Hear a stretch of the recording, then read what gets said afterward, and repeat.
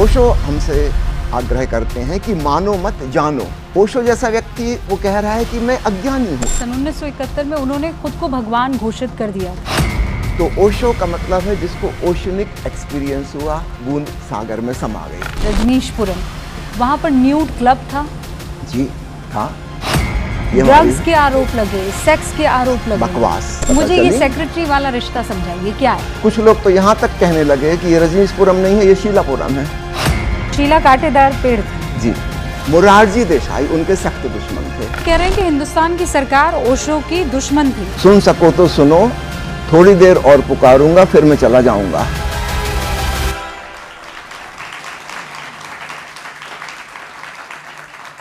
नमस्कार, आप सभी का बहुत बहुत स्वागत है। आप न्यूज़ 18 इंडिया देख रहे हैं और इस वक्त एक बहुत ही खास शख्सियत हम सब के बीच में मौजूद है। आप में से बहुत लोगों ने ओशो रजनीश को सुना होगा, पढ़ा होगा। आप में से कई लोग हैं जो उन्हें फॉलो करते होंगे और कई ऐसे लोग हैं जो उनकी मिस्ट्री को, उनके रहस्यों को, जो उनसे जुड़ी बातें थी, जो उनसे जुड़ी कंट्रोवर्सीज थी, उनको समझने के लिए खूब सारी डॉक्यूमेंट्रीज भी देख रहे होंगे, क्योंकि वो आपको इंट्रीग करती है। ऐसा महसूस होता है जैसे आप उन्हें जानते हैं और जानना चाहते हैं। ओशो वो शख्सियत थी जिनकी पैदाइश मध्य प्रदेश में, हिंदुस्तान के दिल में हुई और उसके बाद अमेरिका से लेकर न जाने कितने मुल्कों में उनकी वाणी ने, उनके शब्दों ने, उनके थॉट्स ने तहलका मचा दिया। ऐसा कि कोई देश उनको अपनी ज़मीन पर रखने को राज़ी ना हो रहा था। ऐसा कि अमेरिका एक वक्त पर उनसे डरने लग गया था। ऐसा कि वॉशिंगटन डीसी से ज़्यादा बड़ा एक इलाका उन्होंने ऐसा बना दिया, एक दुनिया ऐसी बना दी कि वहाँ के प्रेसिडेंट को और वहाँ के पूरे सिस्टम को ये लगने लगा था कि ओशो ख़तरनाक है। अब ये सारी बातें आज मैं आपके सामने इसलिए कह रही हूँ, दोहरा रही हूँ, क्योंकि हम एक ऐसे शख्स से टकराए हैं जो ओशो के सगे भाई हैं, जिन्होंने ओशो को जिया है, जिन्होंने ओशो को भाई के रूप में देखा है, भगवान के रूप में देखा है, आचार्य के रूप में देखा है, प्रोफेसर के रूप में देखा है, उन्हें घर में लुंगी में घूमते हुए देखा है, उन्हें खादी पहनते हुए देखा है, उन्हें हर तरीके की कंट्रोवर्सी से गुजर के निकलते हुए देखा है। और आज वो शख्स हमारे बीच मौजूद हैं, स्वामी शैलेंद्र जी। जोरदार तालियों से इनका स्वागत कीजिए।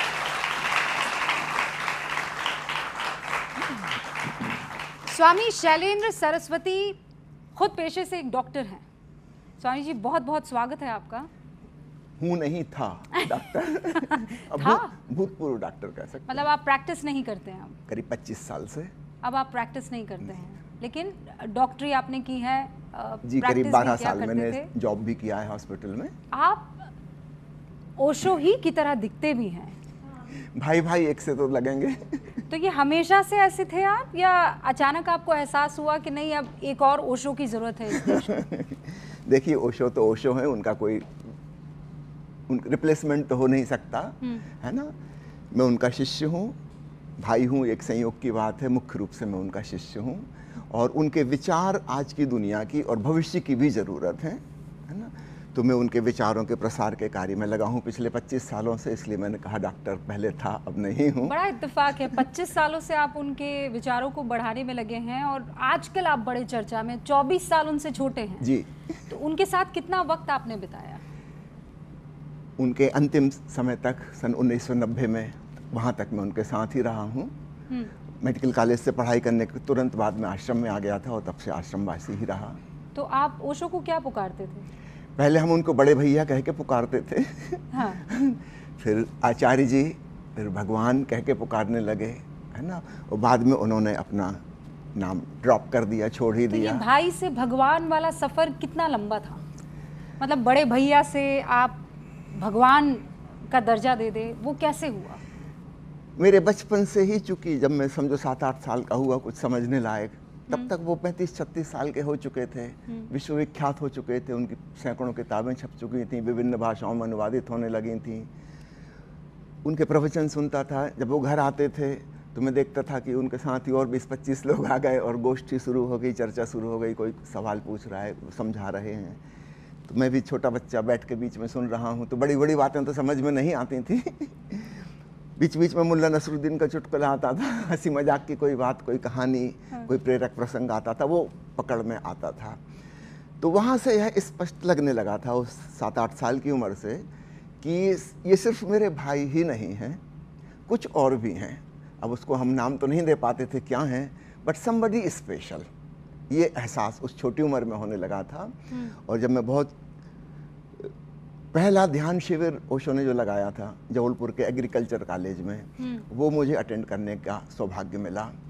तो प्रवचन में वो क्या कह रहे थे वह समझ तो मैं नहीं आता था, लेकिन वो जो ध्यान कराते थे कि रिलैक्स हो जाओ, शिथिल हो रहे हो, सांस धीमी हो रही है, मन शांत हो रहा है, स्वीकार भाव में डूब जाओ, फिर कहते थे अब सुनो, केवल सुनो, और सुनते सुनते अद्भुत शांति और आनंद की अवस्था निर्मित हो जाती।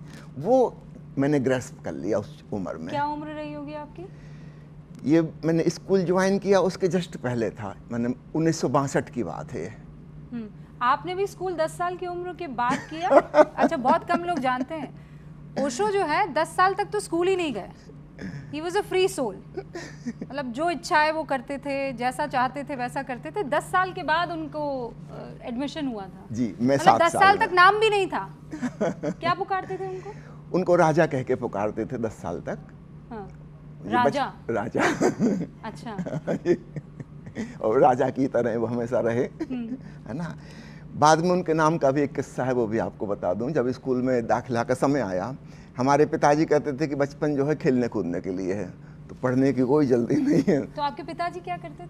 मेरे पिताजी कपड़े की दुकान करते थे, व्यापारी थे। व्यापारी थे। हाँ, तो वो चाहते थे कि हमारे बच्चे खेलें कूदें, मजा मौज करें, है ना, जब समय आएगा पढ़ाई का तब। तो 10 साल को वो मानते थे कि सही समय है स्कूल जाने का। तो ओशो ने एक अजीब बात कही कि अब वहाँ पे एक नाम लिखाया जाएगा। अभी तक तो घरेलू नाम चल रहा था राजा। उन्होंने कहा मेरा ऐसा नाम रखो जो आज तक किसी का ना रहा हो। अच्छा। अब ऐसा नाम कहाँ से आए? अक्सर जो नाम रखे जाते हैं, है ना, हिंदुओं में जो नाम रखे जाते हैं वो देवी देवताओं के नाम होते हैं। मुसलमानों में जो नाम रखे जाते हैं वो अल्लाह के ही विविध नाम होते हैं। ठीक इसी प्रकार जैनों में जैन धर्म से संबंधित कुछ नाम होते हैं। ओशो ने कहा बिल्कुल नया शब्द होना चाहिए जो डिक्शनरी में ना हो। तो मेरे चाचा जी हैं, वो कवि हैं, साहित्यकार हैं, काफ़ी किताबें उन्होंने लिखी हुई हैं। तो उनसे उन्होंने आग्रह किया कि आप एक नया शब्द गढ़िए मेरे लिए। अच्छा। हाँ, क्योंकि मैं पुरानी चीज़ मैं पसंद नहीं करता, बासी और उधार जो किसी और का नाम रह चुका वो मेरा नहीं होना चाहिए। अच्छा। तो उन्होंने यह नया शब्द गढ़ा, रजनीश। तो रजनी तो ये डिक्शनरी में नहीं है, ये शब्दकोश डिक्शनरी में में नहीं है। हाँ। तो भावार्थ उन्होंने ये किया कि रजनी यानी रात और रजनीश यानी रात का देवता या अर्थात चांद।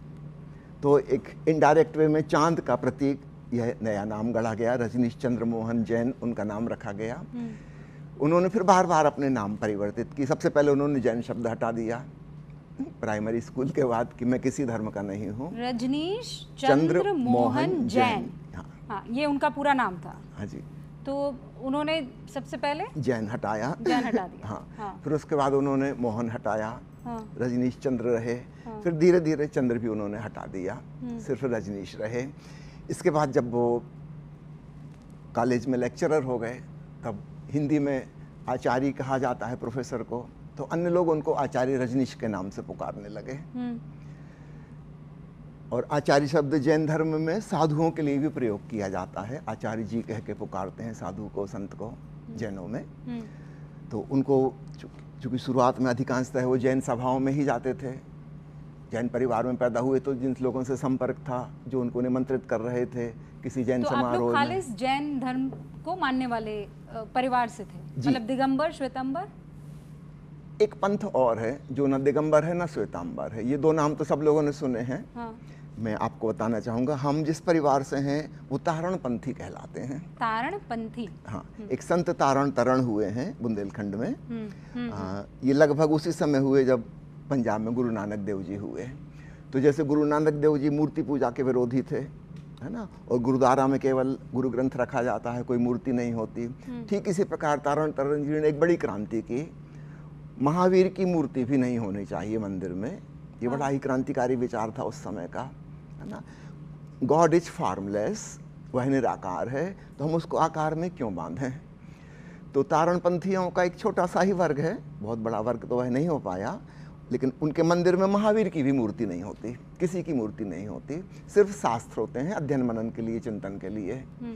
तो हमारा परिवार तारणपंथी समाज में से था। तो ओशो के फॉलोअर्स तारण पंथ के हैं शुरुआत में, उस समय एकदम शुरुआत में, एकदम शुरुआत में, क्योंकि यह नेचुरली है कि उनको कौन बुलाएगा, कौन निमंत्रण देगा सभा करने के लिए या प्रवचन देने के लिए। तो जो जान पहचान के हैं, नाते रिश्तेदार हैं, वही तो बुलाएंगे, है ना। तो जबलपुर में एक तारण तरण समाज की संस्था थी, उन लोगों ने ओशो को निमंत्रित करते थे। हर साल तारण तरण जयंती मनाई जाती थी, तो पब्लिक स्पीच ओशो दिया करते थे उसमें। करीब 10 साल तक ओशो उसके अध्यक्ष रहे, है ना। धीरे धीरे फिर अन्य लोग उनको बुलाने लगे। तो वो जैन धर्म को मानने वाले थे ओशो? देखिए, ओशो किसी चीज को मानते नहीं हैं। तो मैं अगर ये कहूँ वो नास्तिक थे तो ये नहीं, सही नास्तिक भी नहीं थे, क्योंकि नास्तिक भी कुछ मानता है। इसको ऐसा समझें, आस्तिक वो है जो ये मानता है कि ईश्वर है, हाँ। और नास्तिक जो है वो ये मानता है कि ईश्वर नहीं है, लेकिन दोनों ही मानते हैं, दोनों ही ब्लाइंड बिलीवर्स हैं। हाँ। ऐसा समझिए कि कुछ अंधों की एक जमात है, पैदाइशी अंधे, उन्होंने कभी सूरज चांद तारे नहीं देखे। अब उसमें 2 वर्ग हो गए। एक कह रहा है कि हम आस्तिक हैं, हम मानते हैं कि सूरज होता है, और हम मानते हैं कि रात को चांद तारे निकलते हैं और फूलों में रंग होता है, हम मानते हैं क्योंकि हमारे बड़े बुजुर्गों ने कहा है। और दूसरा वर्ग अंधों का, वो कहता है कि हम ये सब नहीं मानते, हमने तो आज तक नहीं देखा, कोई सिद्ध करके बताए कहाँ है सूरज, कहाँ है चांद, कैसा तारा, हमको दिखाओ तब हम समझें। लेकिन दोनों ही अंधे हैं और दोनों अंधविश्वासी हैं। जो कह रहा है कि सूरज होता है वो भी अंधा है, जो कह रहा है सूरज नहीं होता वो भी अंधा है। ओशो हमसे आग्रह करते हैं कि मानो मत जानो, डोंट बिलीव, नो योरसेल्फ। एक साइंटिफिक एटीट्यूड लेकर आप स्वयं आविष्कार करिए, आप स्वयं खोजिए। ये अपने भीतर का सत्य है जो हमें स्वयं जानना होगा। जो लोग मान लेते हैं फिर वो जानने की यात्रा पर नहीं निकलते। क्या मैं ये दुस्साहस कर सकती हूँ कहने में कि ओशो अहंकारी हो गए थे? वो किसी में विश्वास नहीं रखते थे, वो केवल अपने में विश्वास रखते थे। इसको अहंकारी नहीं कहते। कि आप एक वैज्ञानिक को अहंकारी कहते हैं जो कुछ खोजबीन कर रहा है, रिसर्च कर रहा है, जीवन के नियम का पता चला रहा है ना। वह बहुत विनम्र व्यक्ति है, वो कह रहा है कि भाई मैं अज्ञानी हूँ, है ना। जो आस्तिक और नास्तिक हैं, इन्होंने एक झूठे ज्ञान को पकड़ लिया है। ओशो जैसा व्यक्ति वो कह रहा है कि मैं अज्ञानी हूँ, एग्नोस्टिक। आस्तिक नास्तिक की कोटि में नहीं आते। I don't know and I want to know. तो अहंकारी तो वो आस्तिक और नास्तिक हैं, वो इगोइस्टिक हैं। वो कह रहे हैं कि जो मैं जानता हूँ वो सच है और दूसरे लोग गलत हैं। ओशो कह रहे हैं मुझे पता ही नहीं है सच क्या है, और मैं इसकी खोजबीन करूँगा, पता लगाऊंगा। जब पता लग जाएगा तब मैं बताऊंगा, अभी तो मुझे नहीं पता। पर सन 1971 में उन्होंने खुद को भगवान घोषित कर दिया था, ये सच है कि नहीं? जी, ऐसा नहीं है, घोषित कर दिया वाली बात नहीं है। हाँ। जैसे मैंने कहा कि जब वो कॉलेज में प्रोफेसर हो गए यूनिवर्सिटी के, तो अन्य लोग उनको आचार्य कह के पुकारने लगे। आचार्य का मतलब होता है प्रोफेसर हिंदी भाषा में, है ना। जब उन्होंने आचार्य पद से इस्तीफा दे दिया, अब आचार्य शब्द उनके लिए लागू नहीं होता, है ना। तब तक उनके शिष्यगण खूब इकट्ठे हो गए, भक्त उनके बहुत हो गए। और भक्तों ने उनको कहा कि हम आपको नया संबोधन देना चाहते हैं, हम आपको भगवान कह के पुकारना चाहते हैं। भक्तों से रिश्ता भी, पहले मैं चाहती हूँ आप ये बात कंप्लीट कर दें, फिर मैं आगे। ये जो संबोधन है ये हमेशा दूसरे के द्वारा दिए जाते हैं, है ना। एक स्त्री का विवाह हो गया, अब उसका पति उसको पत्नी कह के पुकारता है, तो पत्नी उसका नाम नहीं है, एक रिश्ता है ना।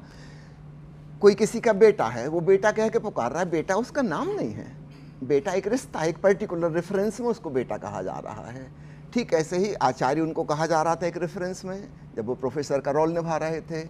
फिर वह भूमिका उन्होंने निभानी बंद कर दी, और तब जो लोग उनके आसपास थे वो उनके शिष्य थे, अब विद्यार्थी नहीं थे ये। तो विद्यार्थी और आचार्य का रिश्ता होता है, स्टूडेंट एंड टीचर। क्या ये बात सच नहीं है स्वामी जी कि उन्होंने कहा था कि अब मैं वापस अवतरित नहीं होऊंगा, किसी और शरीर को अब मैं उसमें नहीं समाऊंगा, दिस इज इट? खत्म। जी, ये सच है? ये बिल्कुल सच है। इस संबंध में भी दो अलग अलग बातें हैं, उनके दो स्टेटमेंट हैं। एक है सन 1968-69 के लगभग समय का, जब किसी ने पूछा कि क्या आप दोबारा जन्म लेंगे। उन्होंने कहा हाँ, यदि मेरा कार्य पूरा नहीं हुआ तो मैं दोबारा जन्म लूँगा, ताकि जो लोग मेरे संग चल रहे हैं आध्यात्मिक यात्रा पर, उनको मैं सहारा दे सकूं, उनके लिए मैं आगे मदद कर सकूं। फिर दूसरी बार करीब 15 साल बाद यही सवाल दोबारा किसी ने पूछा कि भगवान क्या आप दोबारा आएंगे इस धरती पर। उन्होंने कहा कि नहीं, मैं दोबारा नहीं आऊँगा, मेरा काम पूरा हो रहा है, होने वाला है, जो मैं करने चाह रहा था, और मुझे दोबारा आने की आवश्यकता नहीं है। तो ओशो आप में है? ये सवाल का उत्तर देने के लिए मुझे थोड़ा सा विस्तार में जाना होगा, फिर इसका उत्तर मिल जाएगा। ओशो का मतलब होता है ऐसा व्यक्ति जिसको ओशियनिक एक्सपीरियंस हुआ, सागरीय अनुभव। जैसे कोई छोटी सी सरिता एक सागर में समा गई। अब वो अलग से तो सरिता नहीं बची, पहले उसका एक नाम था, गंगा, यमुना, ब्रह्मपुत्र, मेजान, वटेवर।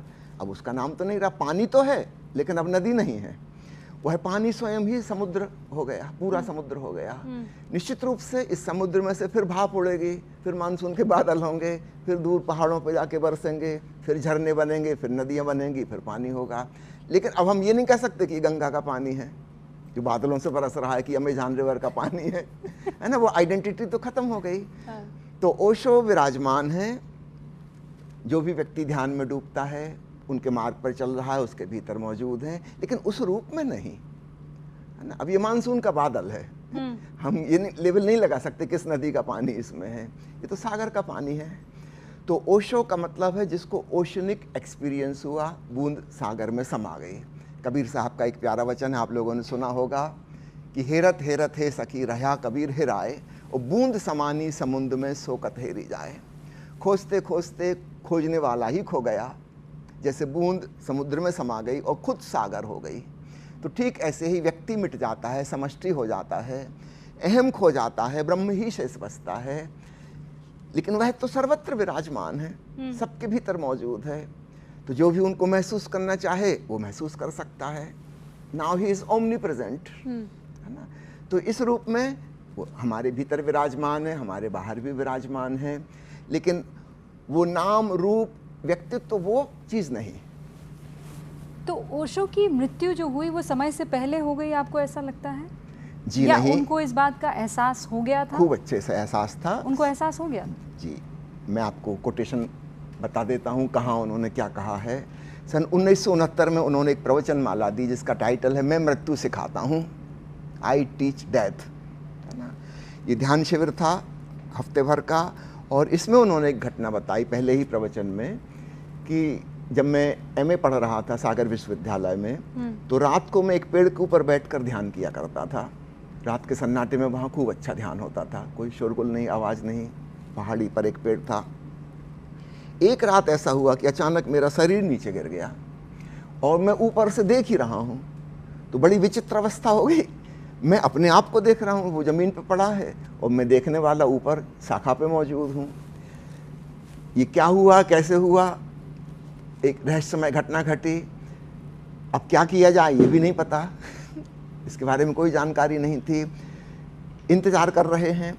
सुबह का समय हुआ, गांव से कोई 2 महिलाएं गुजर रही थी, दूध लेके वो बेचने जाती थी शहर में। उन्होंने देखा कि कोई युवक पड़ा हुआ है, बेहोश है कि मर गया कि क्या हुआ। वो निकट आई, उन्होंने माथे पर हाथ रखा देखने के लिए कि ठंडा है कि गर्म।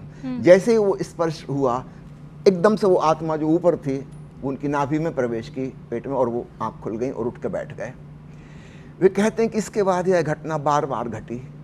अगले 6 महीने में 8-10 बार ये घटना घटी। और एक और विचित्र बात हुई कि मेरे सीने के बाल सफ़ेद होने लगे, सिर के बहुत बाल झड़ गए। ऐसा लगता मेरी उम्र 10 साल बढ़ गई। 25 साल का हूँ मैं, ऐसा लगता 35 का हो गया हूँ।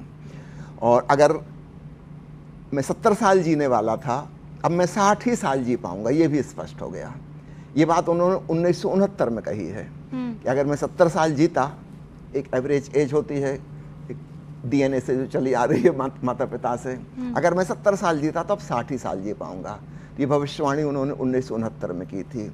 और दूसरी चीज़, 10 अप्रैल 1979 को जब वो प्रवचन दे के हाल के बाहर जा रहे थे कार में बैठने के लिए, कुछ ऐसा लगा, वो जो महिला ड्राइव करके उनको लाई थी उसने महसूस किया कि ऐसा लगा कि कोई चीज़ आपको छोड़ के चली गई। उसने पूछा, ओशो क्या हुआ? कुछ अजीब सा मुझे लगा। ओशो ने कहा, हाँ कुछ अजीब हुआ है, जीवन ऊर्जा अब मुझे छोड़ के जा रही है। और उन्होंने किसी प्रवचन में बताया था कि एक बुद्ध पुरुष को अपनी मृत्यु के ठीक उतने दिन पहले पता लग जाता है जितने दिन वह माँ के गर्भ में रहा है, गेस्टेशन पीरियड।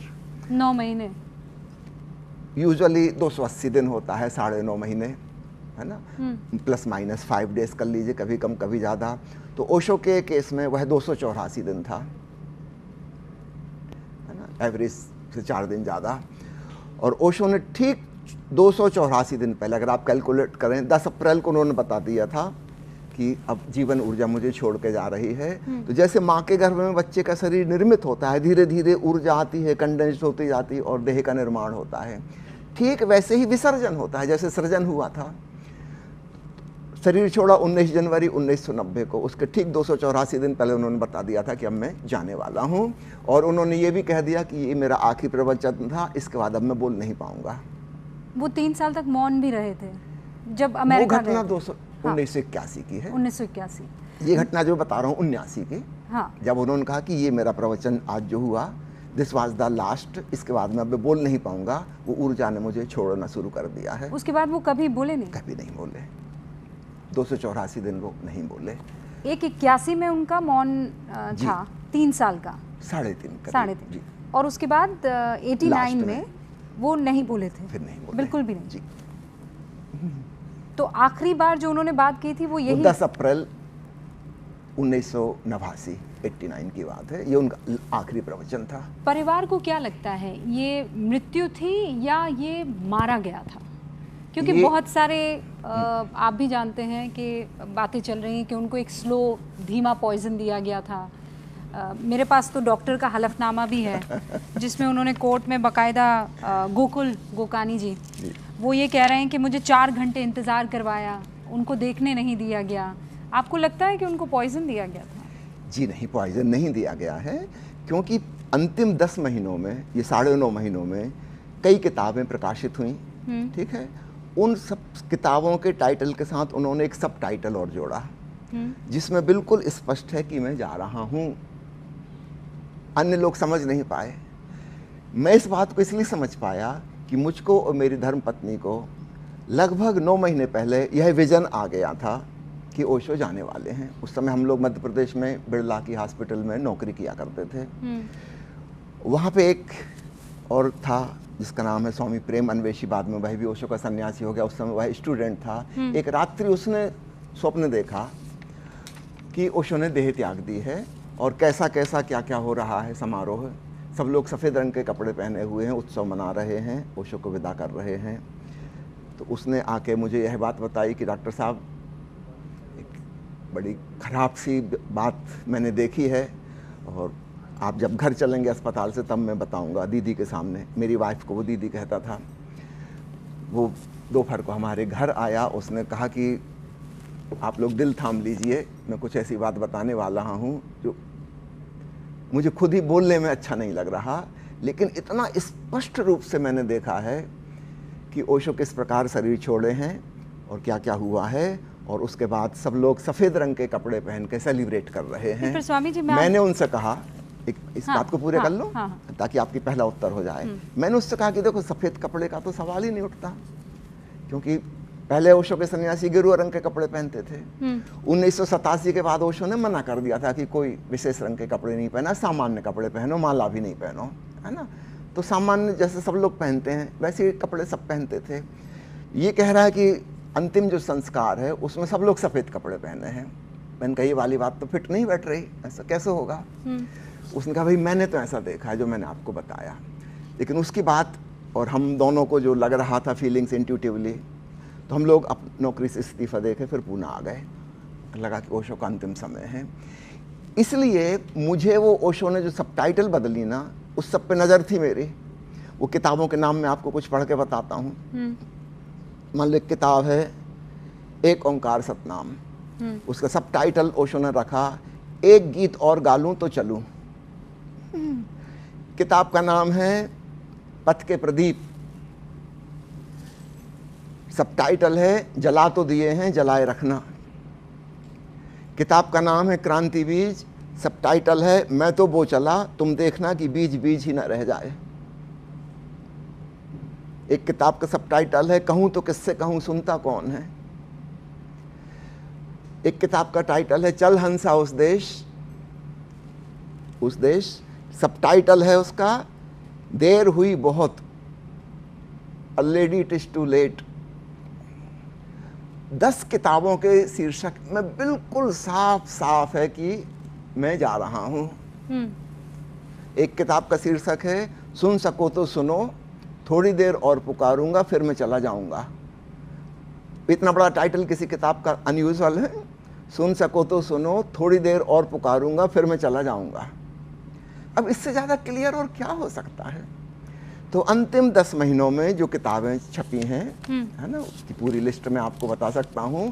और चूंकि हमको ऑलरेडी ये बात पता थी, और जब हम पूर्ण आश्रम जाके रहने लगे और सितंबर के महीने में जब ये घोषणा हुई कि आज से सब लोग शाम को सफ़ेद रंग के वस्त्र पहनेंगे, तब आप सोच सकती मेरे हृदय पे क्या बीती होगी। मतलब ये ओशो ने कहा कि आज से वहाँ से संदेश आया, ओशो तो नहीं बोलते थे लेकिन उनकी सेक्रेटरी ने आके बताया कि कल से सब लोग शाम को जब ओशो आते हैं उस समय सब लोग सफ़ेद रंग का गाउन पहनेंगे। ये सेक्रेटरी को लेकर भी बहुत सारी मिस्ट्री है।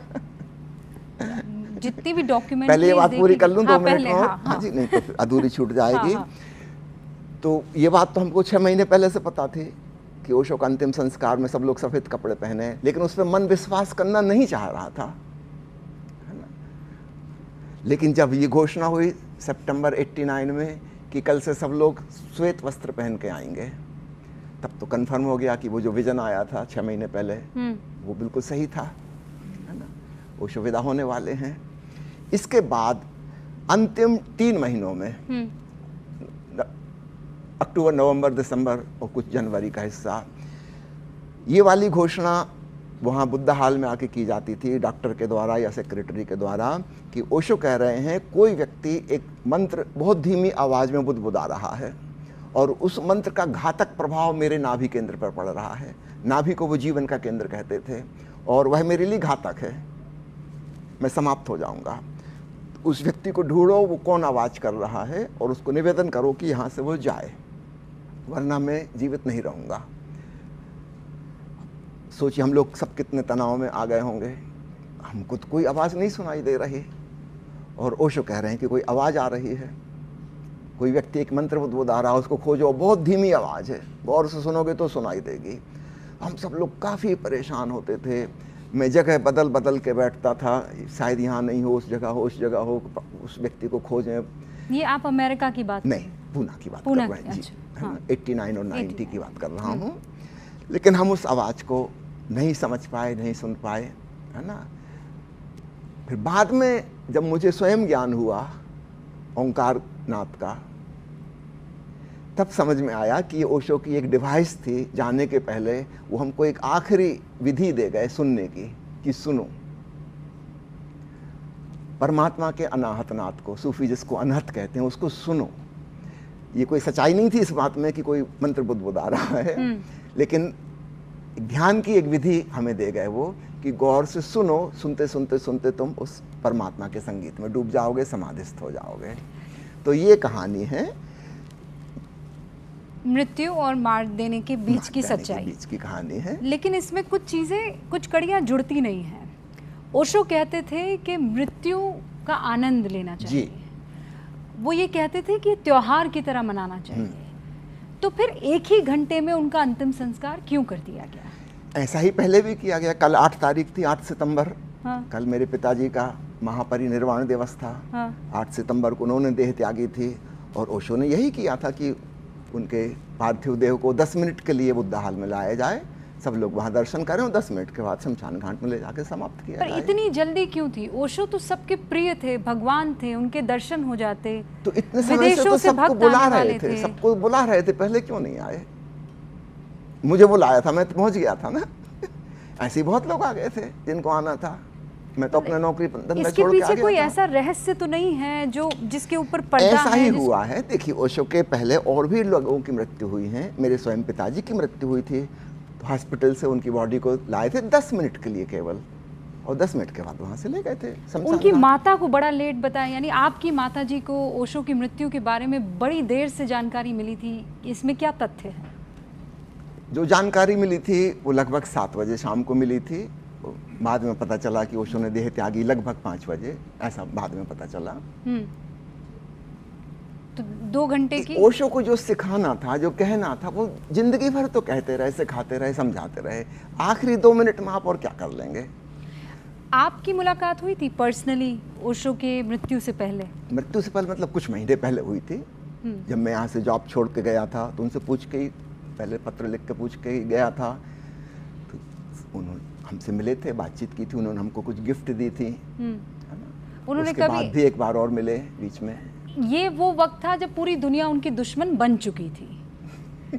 अगर मैं इसे बड़ा प्रैक्टिकली एक सतही तौर पर मान लीजिए देखूं तो ये पूरी दुनिया उनकी दुश्मन। जितनी मोहब्बत मिलती थी वो इसलिए मिलती थी क्योंकि वो जो थे वो कहते थे, जो सोचते थे वो कहते थे। मैंने तो आप ही के मुख से सुना है कि वो एक दिन में 3-3 किताबें पढ़ जाते थे। 3 नहीं जी, 7-8 कम से कम।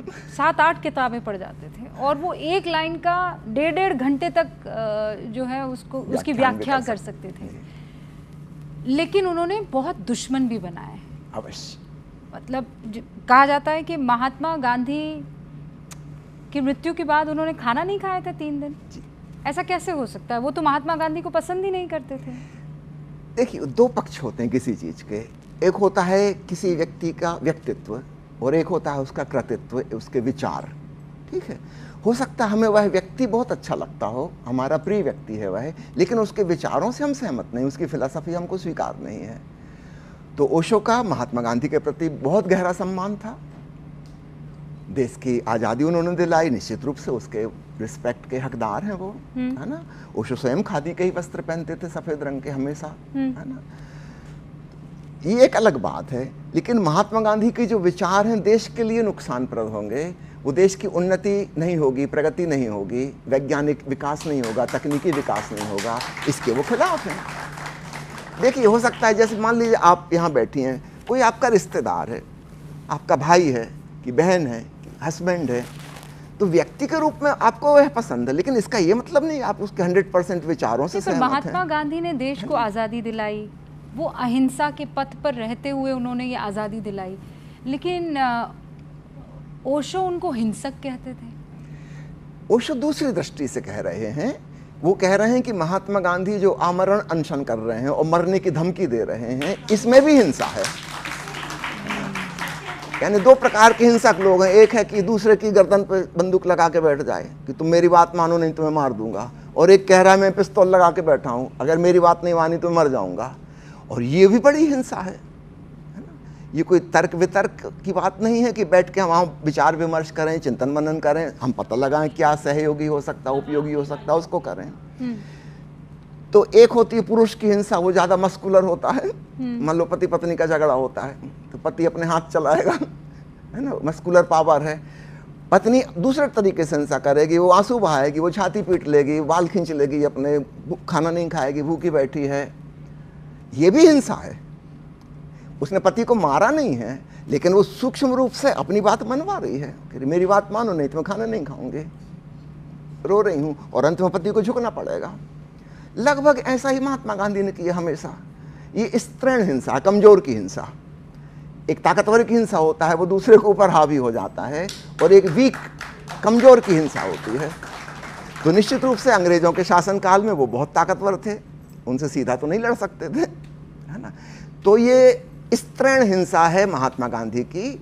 ओशो इसको अहिंसा का लेवल नहीं लगाते। पहली बार उन्होंने महात्मा गांधी के खिलाफ कब बोला? महात्मा गांधी के जन्म दिवस सन 1969 से, और वो वहीं उनके जन्म स्थान से, गुजरात से पहली प्रवचनमाला वहीं हुई थी। उन्हीं की जमीन पर जाकर उन्होंने महात्मा गांधी के खिलाफ बोला। इसके पहले गुजरात की सरकार ने तय किया था कि ओशो को 600 एकड़ जमीन कहीं सागर तट के किनारे देंगे आश्रम बनाने के लिए। ओशो ने ये वाला प्रवचन दिया गुजरात सरकार ने वो ऑफर कैंसिल कर दिया। कई लोगों ने कहा कि आप 2-4 दिन और रुक जाते हैं। ओशो ने कहा नहीं, जो सच है वो कहना है, जरूरी है कहना। जमीन मिले ना मिले उसका सवाल नहीं है।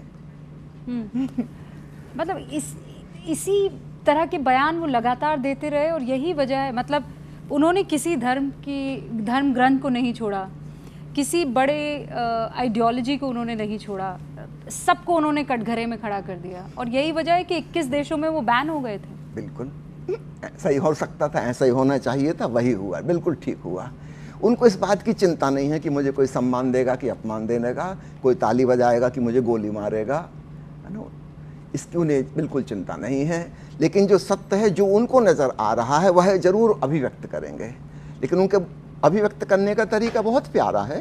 वो कभी भी हिंसक कटाक्ष किसी पर नहीं कर रहे हैं, वो केवल बहुत सैकड़ों तर्कों सहित अपनी बात कह रहे हैं। अगर आपकी हिम्मत है आप उनके तर्क काटो। नहीं, पर वो ऐसी बातें कहते थे जो समाज का एक सहज व्यक्ति जो है वो उसे कबूल नहीं कर पाएगा।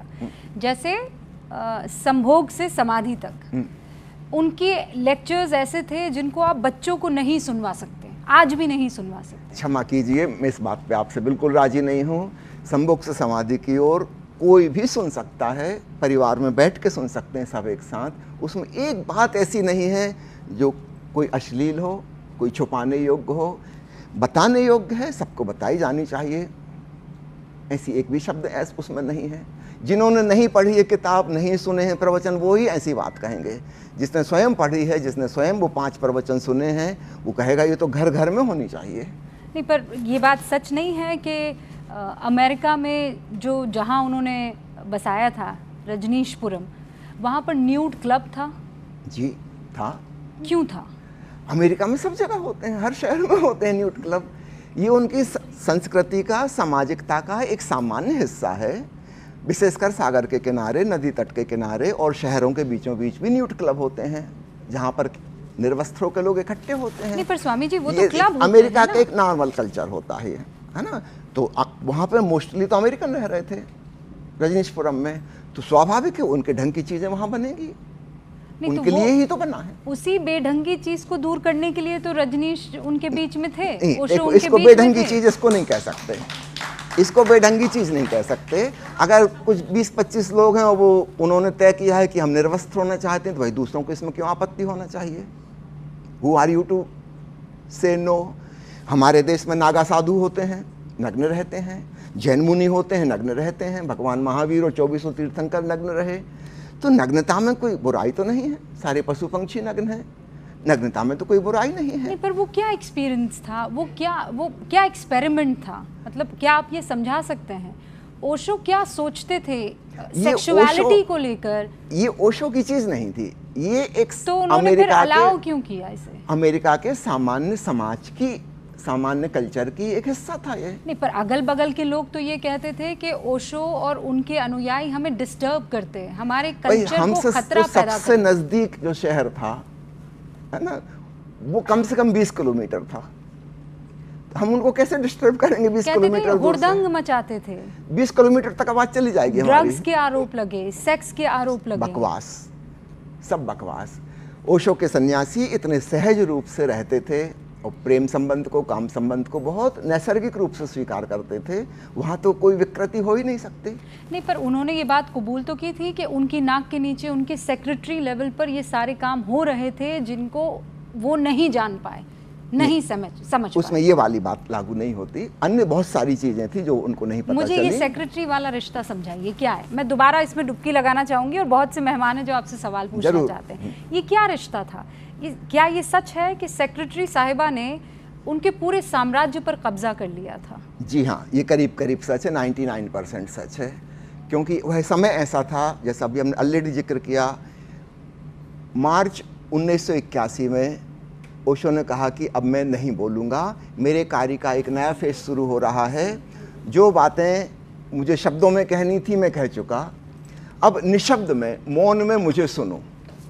तो उस दिन से एक नया फेज शुरू हुआ, साइलेंट सत्संग जिसको कहते हैं, ओशो आते थे, मंच पर बैठते थे, हल्का सा संगीत बजता था 2-3 बार, बीच में गैप होते थे, 1 घंटे बाद भी उठ के चले जाते थे। यह एक नया सिलसिला शुरू हुआ। ओशो ने बोलना बंद कर दिया। उस समय तो कोई अनुमान ही नहीं लगा सकता था कि दोबारा कभी वो बोलेंगे। प्रवचन देने की बात तो खत्म हो चुकी थी, कभी नहीं देंगे, है ना। रजनीशपुरम में कहीं ऐसा हाल भी नहीं बनाया गया कि भविष्य में कभी जिसमें प्रवचन होगा, ऐसी कोई जगह निर्मित ही नहीं की गई। तो उनकी सेक्रेटरी ने इस बीच में वो जो मौन रहे, वो वहाँ की समझिए एक प्रकार की नायिका बन गई और प्रतिनिधि बन गई।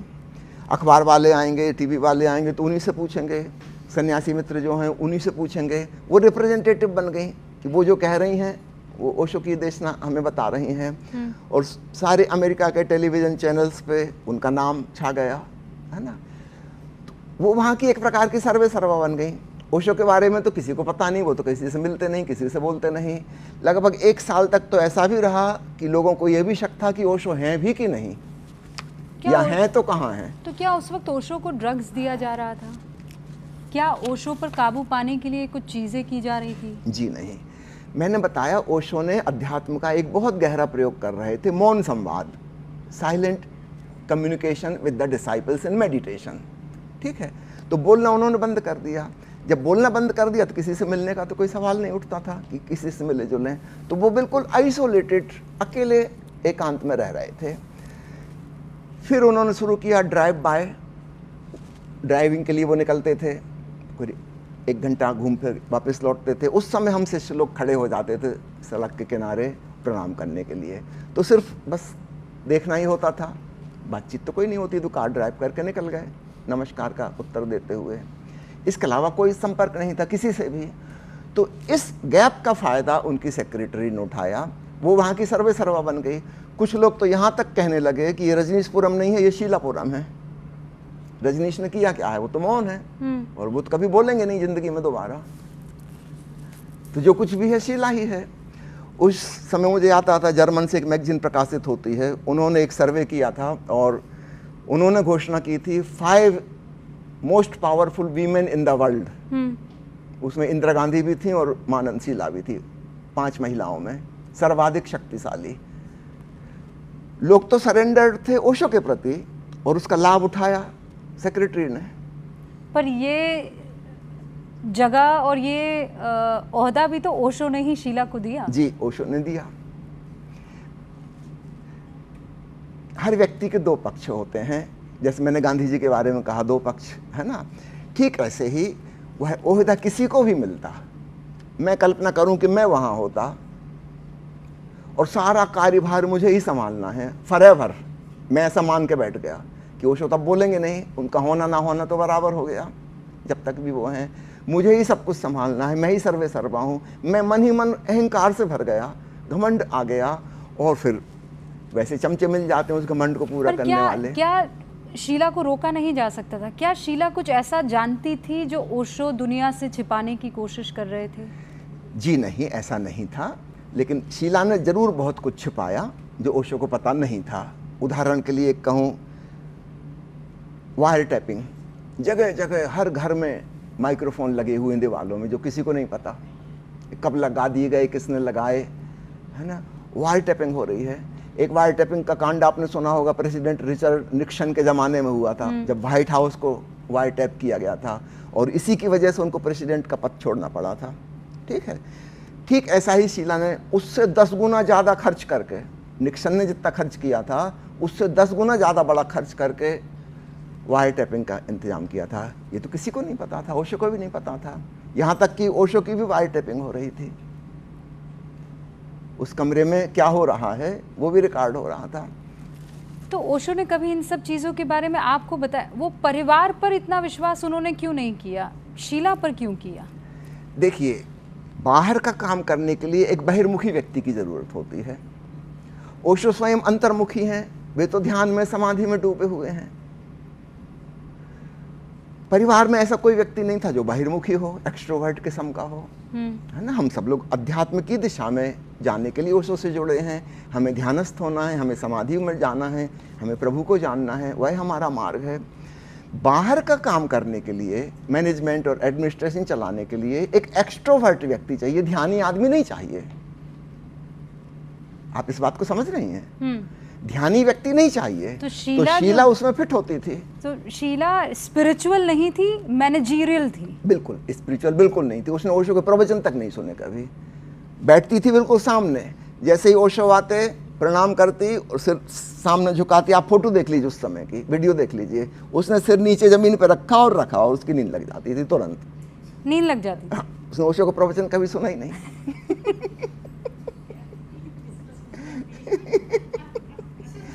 ध्यान से कोई लेना देना नहीं, जिंदगी में कभी ध्यान नहीं किया। हाँ। तो ऐसे व्यक्ति की भी जरूरत होती है। देखिए, एक खेत है, एक बागवान ने बगिया लगाई, प्यारे प्यारे नाजुक नाजुक फूल खिल गए, लेकिन बागुड़ पे तो कैक्टस लगाने पड़ेंगे ना। तो ठीक ऐसा ही जब कोई संस्था बनती है, हाँ।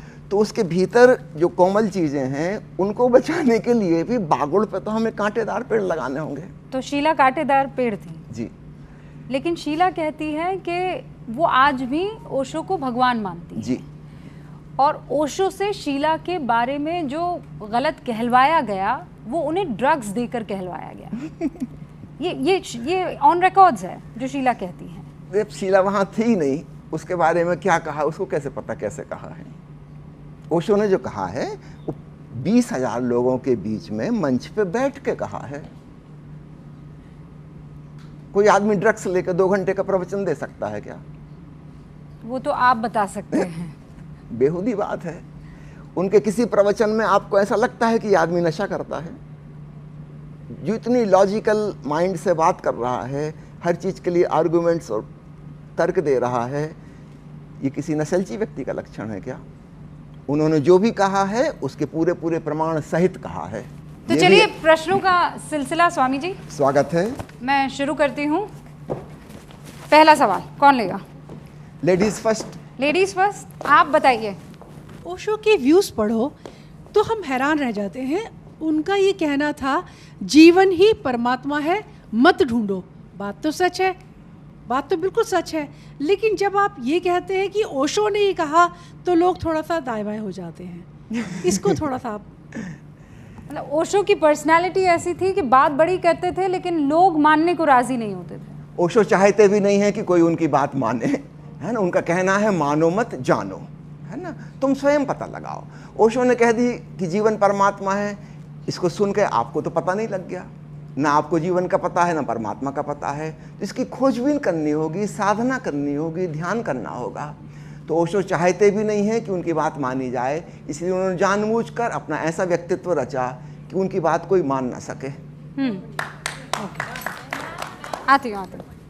मेरा सवाल ये है कि ओशो हमेशा ये बोलते थे कि भगवान मर चुका है, और फिर वो अपने ऑरेगन यूएसए के रजनीशपुरम में ये नारे लगवाते थे कि भगवान रजनीश ओशो ऐसे करके, और वहाँ पर अक्सर कई आतंकवादी घटनाएं, और वहाँ पे आरोप लगा था कि उस ज़मीन को जो वहाँ पे है जहाँ पे आपने रजनीशपुरम बनाया अपना आश्रम, वो कब्ज़ा करी हुई है और बाहर के लोग अभी भी उससे संघर्ष कर रहे हैं कि ज़मीन वापस हो। तो क्या ऐसा करके अपना ओशो इन्फ्लुएंस करना चाहता था लोगों को? देखिए, इसमें अधिकांश बातें बिल्कुल बेबुनियाद, उनका क्या उत्तर दूँ मैं, है ना। वहाँ की ज़मीन खरीदी हुई थी। एक डेमोक्रेटिक कंट्री में कोई आदमी जाके 64,000 एकड़ ज़मीन पर कब्जा कैसे कर लेगा? क्या पागलपन की बात है। खरीदी हुई ज़मीन है, ओशो के सन्यासियों ने पैसा इकट्ठा किया और ख़रीदी थी, है ना। दूसरी बात, आपने कहा ओशो हमेशा कहते थे भगवान मर चुका है। माफ़ करिए, ये ओशो का वचन नहीं है। उन्होंने हमेशा कोट किया है कि फ्रेडरिक नीत्शे ने कहा है द गॉड इज़ डेड। आप पूरा वचन बोलिए। ओशो ने जहाँ कहीं कहा है फ्रेडरिक नीत्शे का नाम लेके कहा है। मेरा नाम सुनील कुमार हुआ। 3 नाम का एक व्यक्ति, पहले चंद्रमोहन, फिर रजनीश, उसके बाद ओशो, जो ना किसी विचारधारा को मानता था, ना किसी ग्रंथ को मानता था, ना किसी धर्म को मानता था। और आखिर क्या वजह थी जो भारत छोड़ कर अमेरिका जाना पड़ा? क्या वो लग्जरी लाइफ जीना चाहते थे, या फिर भारत से उनका मोह भंग हो गया था? ये हर यंगस्टर के जहन में ये प्रश्न है। एक ऐसे गुरु जिनके पास मेरे ख्याल से साल भर की एक, अगर आप लगा दें, 365 रोल्स रॉयस थी, वो जो भोगने में विश्वास रखने वाले थे, क्या ये बात सच है कि वो अमीरों के भगवान थे?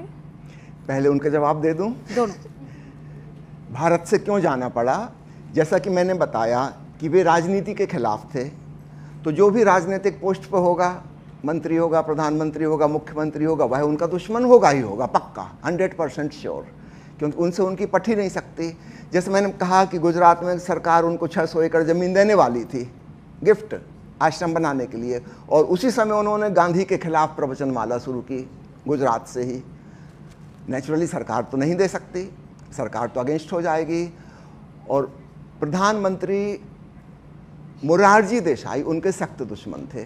ये दुश्मनी कई सालों पहले से चली आ रही है ना। वो कहानी लंबी चौड़ी हो जाएगी कहूँगा तो मैं शार्ट में बता रहा। कई सालों पहले से एक बार इंदिरा गांधी ने ओशो को बुलाया था विचार विमर्श के लिए दिल्ली, और कहा था कि मैं जो करना चाहती हूँ आपकी देशना के अनुसार करना चाहती हूँ, लेकिन लोग अड़ंगे बनते हैं, मेरे ही लोग, मेरी ही पार्टी के लोग, वो मुझे करने नहीं देते, स्टेप नहीं उठाने देते। तो ओशो ने कहा कि ऐसे लोगों को निकाल बाहर करो। कौन है वो लोग? ओशो वापस जबलपुर पहुँचे, दूसरे दिन अखबार में छपा था मोरारजी देसाई को निकाल दिया गया। उस समय शायद वो वित्त मंत्री थे या क्या थे, मुझे एग्जैक्टली नहीं पता। मोरारजी देसाई को पता है कि उनकी वजह से ही इनको निकाला गया है, तो वो तो बदला लेंगे। बाद में वो प्रधानमंत्री बन गए। उन्होंने इतनी कठिन स्थितियां खड़ी कर दी कि यहाँ पे जीवित रहना ही संभव नहीं है। ओशो जिस दिन अमेरिका के लिए यहाँ से छोड़ के गए हैं, उसके 4 दिन पहले बम विस्फोट किए गए आश्रम में। ओशो के घर के पीछे, एक मेडिकल सेंटर के पीछे और एक बुक्स की गोडाउन में बम विस्फोट हुआ। पूरी बुक्स गोडाउन में आग लगा दी गई। इसके पहले ओशो के ऊपर हमले किए गए, छुरा फेंका गया, और आश्चर्य की बात है 5000 लोग बैठ के सुन रहे हैं जिनके बीच में छुरा फेंका गया है ना। उस व्यक्ति ने चिल्ला के कहा कि मैं आपको ख़त्म करना चाहता हूँ, ये वो 2-4 वाक्य बोल के उसने छुरा फेंका। छुरे की आवाज़ आई, छुरा टकराया, खम्भे से नीचे गिरा। ओशो 1 मिनट के लिए मौन हो गए, फिर ओशो ने अपना प्रवचन देना शुरू कर दिया। अब देखिए 5000 लोग चश्मदीद गवाह हैं। ये पूरी बात रिकॉर्ड हो गई, क्योंकि ओशो का प्रवचन तो रिकॉर्ड हो रहा था, इस आदमी का छुरा फेंकना भी रिकॉर्ड हो गया। और वह पुलिस में खबर करके आया था कि मैं ऐसा करने जा रहा हूँ, और पुलिस वाले 1 मिनट बाद आए। ये सब तय हो गया होगा कि कितने बजे छुरा फेंकेंगे। उसके 1 मिनट बाद आए, ओशो को बचाने के लिए नहीं, उस आदमी को बचाने के लिए। लेकिन ओशो के शिष्यों ने उसके साथ कोई भी हिंसात्मक व्यवहार नहीं किया, एक चांटा भी उसको नहीं मारा। ओशो ने इस बात की तारीफ की अगले दिन कि तुमने वही किया जो तुम्हें करना चाहिए था। उसने क्या किया उसकी वो जाने। अब आगे की कहानी सुनिए। उस जमाने के सबसे बड़े वकील श्री राम जेठमलानी ओशो की तरफ से केस लड़े और लोअर कोर्ट में ही हार गए। क्यों? क्योंकि सरकार चाहती नहीं कि जीतो। मतलब आप ये कह रहे हैं कि हिंदुस्तान की सरकार ओशो की दुश्मन थी? बिल्कुल दुश्मन, मारने के पीछे तुले हुए, हिंसात्मक जब व्यवहार करने लगे। जब वो बम विस्फोट हुए उसके बाद फिर ये निर्णय किया गया कि इस देश को छोड़ के जाना होगा। पर स्वामी जी ये भी तो सच है कि इस देश को वो छोड़कर तो गए, लेकिन जब 21 देशों ने उनके मुंह पर दरवाजे बंद कर दिए तो यही भूमि थी जिन्होंने वापस उनको लिया भी। जी देखिए, तब तक शासनकाल बदल चुका था, मोरारजी देसाई सत्ता से हट चुके थे, सारी बात बदल चुकी थी। इसलिए उन्होंने, और यह देश उनको निकाल नहीं सकता क्योंकि उनकी जन्मभूमि है, यहाँ का तो पासपोर्ट होल्डर है वो। दूसरे देश निकाल सकते हैं, भारत तो नहीं निकाल सकता, यहाँ के तो मूल निवासी हैं। और तब तक सरकार बदल चुकी थी, और सरकार ने जब ये संकेत दिया कि हम सपोर्ट करेंगे या सपोर्ट नहीं करेंगे तो कम से कम व्यवधान नहीं डालेंगे, हम इतना आगे बढ़ ही चुके हैं। तो आप कह रहे हैं मोरारजी देसाई और ओशो में कभी भी दोस्ती नहीं थी, वो इनफैक्ट ओशो के दुश्मन थे। लेकिन कौन से ऐसे चेहरे हैं जो उनको चाहते थे? मैं राजनीतिक रूप से आपसे पूछ रही हूँ। जो एक समय था जब इंदिरा गांधी उन्हें चाहती थी, ये बात है काफ़ी पहले की, है ना। और उनको मशवरा लेने के लिए भी 1-2 बार उनको दिल्ली बुलाया गया था, जब जबलपुर में रहते थे वो। लेकिन बाद में जब इंदिरा गांधी ने इमरजेंसी लागू की तब ओशो उनके खिलाफ हो गए, है ना। एक बार वो पूना आई थी और उनका अपॉइंटमेंट था ओशो से मिलने का, और लास्ट मोमेंट में वह कैंसिल किया गया कि उनके जो भी एडमिनिस्ट्रेटिव ऑफिसर रहे होंगे, उन्होंने कहा कि आपका ओशो आश्रम में जाना बहुत बदनामी फैला देगा, आप नहीं जाइए। तो उनको रोका गया, अदरवाइज अपॉइंटमेंट बुक था ओशो से मिलने का। तो इंदिरा गांधी उनके विचारों को पढ़ती थी, सुनती थी, समझती थी, लेकिन जब उन्होंने इमरजेंसी लागू की और डिक्टेटरशिप की, ओशो उसके सख्त खिलाफ हो गए। और क्या ओशो ने क्या उनके विरोध सोचते में थे किया। ओशो, क्या कहते थे ओशो? इमरजेंसी के बारे में क्या विचार रखते थे? ओशो कहते हैं कि आदमी की स्वतंत्रता उसका जन्म सिद्ध अधिकार है, और इमरजेंसी में एक डिक्टेटरशिप आ जाती है जहाँ कोई आपके ऊपर अपने विचार थोप रहा है, उसके अनुसार आप सबको जीना होगा। ओशो इसके सख्त खिलाफ थे। वे कहते थे हर व्यक्ति की अपनी स्वतंत्र है, उसके विचार स्वतंत्र हैं, सबको अपने अपने ढंग से जीने का अवसर मिलना चाहिए एक डेमोक्रेटिक कंट्री में। इंदिरा गांधी को कैसा नेता मानते थे?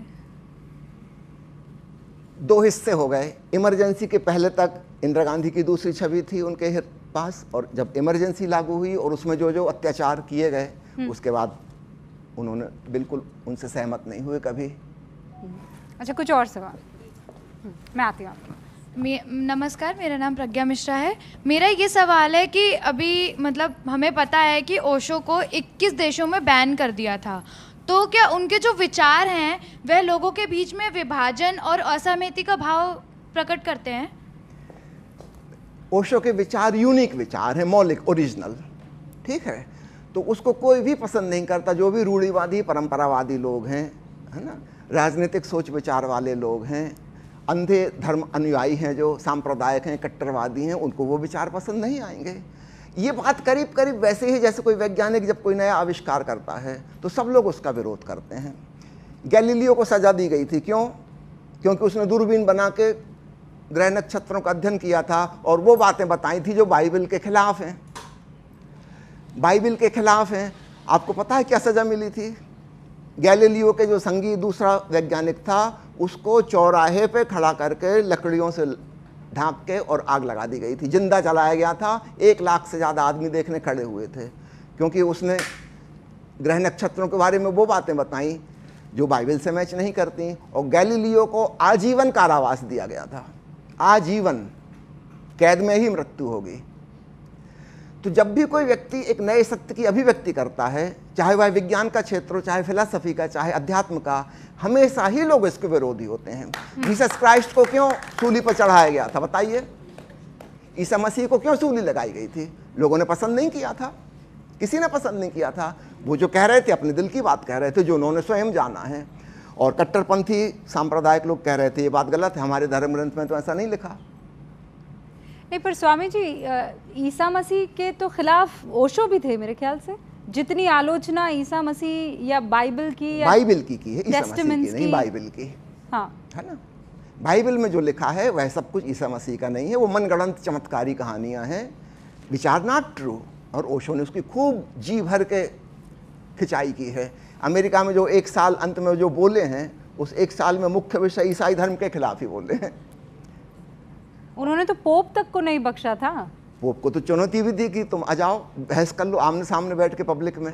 फिर ये भी कहा था अगर तुम नहीं आ रहे, हिम्मत नहीं पड़ रही, मुझे बुला लो, मैं वेटिकन आ जाता हूँ, बाइबल के किसी भी मुद्दे पे बहस कर लो मुझसे। पोप की हिम्मत नहीं पड़ी। बाइबल में ऐसा कुछ नहीं है जिसको अध्यात्म कहा जा सके। उस कंट्रास्ट में ओशो ने पूरब के धर्म ग्रंथों की बहुत सराहना की है, उपनिषद की, गीता की, सूफी संतों की, मध्ययुग में हुए बहुत से हिंदू संतों की, भगवान कृष्ण की, भगवान बुद्ध की, भगवान महावीर की, जापान के जैन फकीरों की, चीन के ताओवादी संतों की, अरब के सूफियों की बहुत तारीफ की है। लंबी लंबी प्रवचन मालाएं इन पे दी हैं। बाइबल पे नहीं उन्होंने कुछ कहा है। वो बाइबल की हमेशा मजाक ही उड़ाई है, कटाक्षी किए हैं। कुरान के बारे में बहुत थोड़ा सा ही उन्होंने बोला है, कभी 1-2 प्रवचनों में जो पक्ष में उनको लगा था। विस्तार से प्रवचन माला नहीं दी। गीता पे लंबी प्रवचन माला है, करीब करीब 350 घंटे बोले हैं। उपनिषदों पर बहुत बोले हैं, है ना। चीन के संत लाओ त्सु की किताब ताओ ते किंग पर बहुत बोले हैं। पर स्वामी जी ऐसा है कि कुरान के खिलाफ बहुत कम बोले हैं। कुरान के खिलाफ ऐसा कुछ तो नहीं बोले हैं। कहीं ऐसा तो नहीं है कि इस बारे में बोलने से वो खौफ खा गए हों कि यहाँ बोलेंगे तो तब भी उनको एहसास हो गया हो कि सर कलम कर दिया जाएगा? नहीं, ऐसा नहीं था। जो पॉजिटिव पक्ष था उन्होंने उजागर किया है ना। जो पॉजिटिव पक्ष था वो खूब अच्छे से उजागर किया है। सूफी संतों पर कितनी प्रवचन मालाएं, हिंदी में अलग और अंग्रेजी में अलग, करीब 15 किताबें हैं सूफी संतों के ऊपर। तो जो महत्वपूर्ण बात है, जो हीरे जवाहरात हैं, उनको उन्होंने खूब चमकाया है ना। ईसा मसीह के उन वचनों की तारीफ की है जो बाइबल में नहीं है, किसी दूसरे ग्रंथ में है। आप लोगों को पता होना चाहिए ईसा मसीह की मृत्यु क्रॉस पर नहीं हुई थी, उसके बाद वो कश्मीर में आ गए थे और यहाँ पे लंबे समय रहे, 100 साल से ज़्यादा उम्र तक जिए हैं। हजरत मूसा भी कश्मीर में आके मरे थे, यहूदी धर्म के संस्थापक, और ईसा मसीह भी। और यहाँ उनके जो शिष्य थे, इनके द्वारा उनके जो वचन संकलित किए गए हैं, उस पर ओशो ने बहुत लंबी प्रवचन मालाएं दी हैं। नमस्कार, मेरा नाम ईशा झा है और मेरा सवाल ये है कि एक अवधारणा माने या ऐसा कहा जाता है कि अगर आपको मोक्ष की प्राप्ति करनी हो तो आपको सांसारिक सुखों को त्याग करना होता है। लेकिन हमने ओशो को देखा है या पढ़ा है, लेकिन वो बहुत लग्जीरियस लाइफ जीते थे। तो इस चीज़ को वो मानते थे या फिर आपने जो बात कही है वह परंपरा से आती है। अधिकांश लोग यही मानते रहे कि धार्मिक होने के लिए त्यागी होना ज़रूरी है, तपस्वी होना ज़रूरी है, कष्टों में जीना ज़रूरी है, घर परिवार समाज को छोड़ के आजीविका बंद करके जंगल में गुफा में जाके रहो, ऐसी धारणा जो आपने कहा है ना। लेकिन आप देखिए, क्या भगवान राम महल में नहीं रहे? क्या राजा जनक, जिनको विदेही कहा जाता है, ब्रह्मज्ञानी थे? क्या उन्होंने राजपाट नहीं संभाला और महल के सुख नहीं भोगे? क्या भगवान कृष्ण स्वयं, जिनको पूर्ण अवतार कहा जाता है, वो सम्राट की भांति नहीं जिए, भोगी जीवन नहीं जिए? क्या उनको मोक्ष प्राप्त नहीं हुआ भगवान कृष्ण को? फिर कितनी अजीब सी बात है। हाँ, ये धारणा कहाँ से बनी ये भी आपको बता दूं। ये शुरुआत हुई बुद्ध और महावीर के संग। इसके पहले ऐसी कोई धारणा नहीं थी। उपनिषद काल के ऋषि, वैदिक काल के ऋषि बहुत अमीर हुआ करते थे। गुरुकुल का मतलब उस जमाने का यूनिवर्सिटी है ना, बहुत रिच लोग थे। वेद में कई बार कहानी आती है कि सम्राट को धन की कमी पड़ गई और वह गुरुकुल गया और उसने वहाँ के ऋषियों से प्रार्थना की कि मुझे कुछ धन उधार दे दिया जाए साल भर के लिए। तो वो राजा के टक्कर के थे, वो कोई छोटे मोटे व्यक्ति तो नहीं थे। उनका परिवार होता था, विवाह करते थे। भारत के सारी देवी देवता विवाहित हैं, है ना। राम के संग सीता खड़ी हैं, शंकर जी के संग पार्वती खड़ी हैं, कृष्ण के संग राधा, यद्यपि तो उनकी पत्नी भी नहीं है, प्रेमिका हैं। तो मैं आपको पहले मेरी पूरी बात सुन लीजिए। हिंदू धर्म में बुद्ध महावीर के पहले जो था वह अलग था। बल्कि हम तो स्त्री का नाम पहले लेते हैं, हम कहते हैं गौरी शंकर, शंकर गौरी नहीं कहते, सीताराम कहते हैं, राधे श्याम कहते हैं, लक्ष्मी नारायण कहते हैं। पुरुष को तो नंबर 2 पे रखा है हमने भगवान को। अच्छा, तो सब लोग सपरिवार जीते थे, है ना, भोग विलास में जीते थे, सुखपूर्वक रहते थे, है ना। तो बुद्ध महावीर के साथ ये नई धारणा आ गई कि त्याग करना होगा, तपस्या करनी होगी। This was something new and it was not necessary. Osho ने कहा कि इसकी कोई ज़रूरत नहीं है। और याद रखिए कि बुद्ध को भी त्याग करने के बाद कुछ नहीं मिला था। रविन्द्रनाथ टैगोर की एक छोटी सी कविता में जो कहानी आती है उसको मैं कह के आपकी बात को ख़त्म करूँगा। टैगोर जी ने कविता में लिखी एक छोटी सी कहानी कि बुद्ध 12 वर्ष के बाद अपने गांव वापस लौटे हैं राजधानी में, और उनकी पत्नी यशोधरा उनसे मिलने आई। और यशोधरा ने कहा कि आपने हजारों लोगों के हजारों सवालों के जवाब दिए हैं, एक छोटे से सवाल का जवाब मेरा भी दे दीजिए।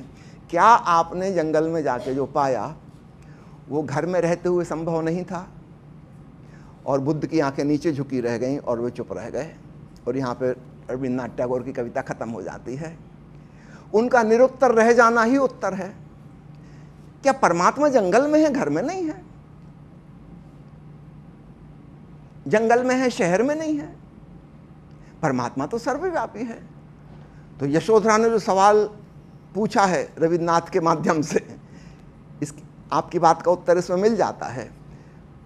बुद्ध कुछ चुप रह गए क्योंकि उनको भी एहसास हो गया कि तो राजमहल में रह के भी पा सकते थे, वह तो मेरे भीतर है, वह सर्वव्यापी है, तो कहीं छोड़ के जाने की तो कोई ज़रूरत नहीं थी। इसलिए ओशो ने एक नई हमें धारणा दी जिसको वो कहते हैं झोरवादी बुद्धा, पूरब और पश्चिम का मिलन, संसार और संन्यास का समन्वय, ये एक बिल्कुल नई धारणा है। तो निश्चित रूप से पूरब के धार्मिक लोग भी नाराज हुए और पश्चिम के भौतिकवादी भी नाराज हुए। उनको लगा कि ये भौतिकवाद में अध्यात्मवाद कहाँ से मिला दिया, और यहाँ के अध्यात्मवादियों को लगा कि अध्यात्मवाद में भौतिकवाद कहाँ से ले आए। Osho is combination of materialism and spiritualism, this is something totally new. तो निश्चित रूप से सारी दुनिया में उनका विरोध होना था। नहीं, पर जो सामाजिक ताना बाना था वो उसको बहुत पसंद नहीं करते थे, और इसीलिए एक कदम आगे जाकर क्या परिवार के खिलाफ, शादी के खिलाफ ओशो थे? देखिए, मैंने जाके जब मेरी पढ़ाई पूरी हुई, मैं अपनी प्रेमिका के संग उनके पास गया और हमने कहा कि हम दोनों एक दूसरे के प्रेम में और विवाह करना चाहते हैं। उन्होंने आशीर्वाद दिया। मेरे 2 भाइयों की शादी के लिए लड़की भी उन्होंने देखी थी। अभी मैं रास्ते में आ रहा था, सरबजीत जी हमसे बात कर रहे थे, कुछ मैंने बताया कि सुनो, जब ओशो की पढ़ाई लिखाई पूरी हो गई, नौकरी ज्वाइन कर लिया, तो घर परिवार के लोग पीछे लगे कि अब विवाह करो, रिश्ते आने लगे। ये समाज के अन्य लोग, रिश्तेदार आग्रह कर रहे। मेरे 2nd नंबर के जो भाई थे, विजय उनका नाम था, उन्होंने कहा कि बड़े भैया आप ऐसा करो, मेरी शादी करवा दो, फिर आपके पीछे कोई नहीं पड़ेगा।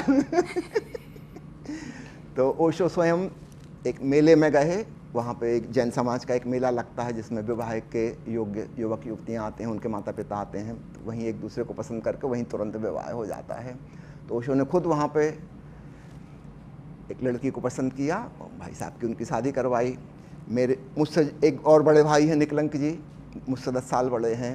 उन्होंने आग्रह किया था कि भैया जब आप लड़की पसंद करोगे, जो फोटो में आ रही हैं, और बारात में चलोगे तो मैं शादी करूंगा, नहीं तो नहीं करूंगा। ओशो ने उनकी बात पूरी की, लड़की भी उन्होंने पसंद की, बारात में गए। तो वो शादी के खिलाफ थे कि नहीं थे? देखिए, 2 अलग अलग बातें होती हैं। मतलब परिवार में शादी के खिलाफ नहीं थे, समाज में शादी के खिलाफ थे? ऐसा नहीं। आप यहाँ आके बैठिए जरा, चैन से आपको बताता हूँ, है ना। मैं फिर आऊंगी आप लोगों को। हाँ। देखिए, थोड़ा सा गहराई में जाना पड़ेगा।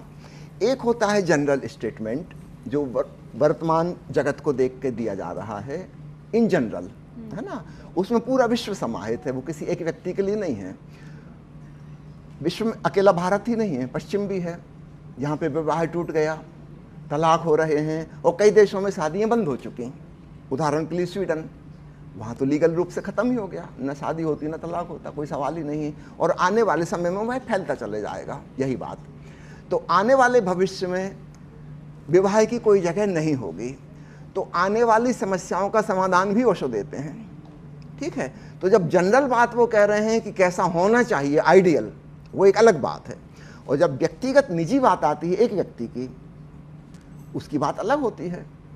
तो ओशो के प्रवचनों को आप 2 अलग अलग हिस्सों में पढ़ा करिए।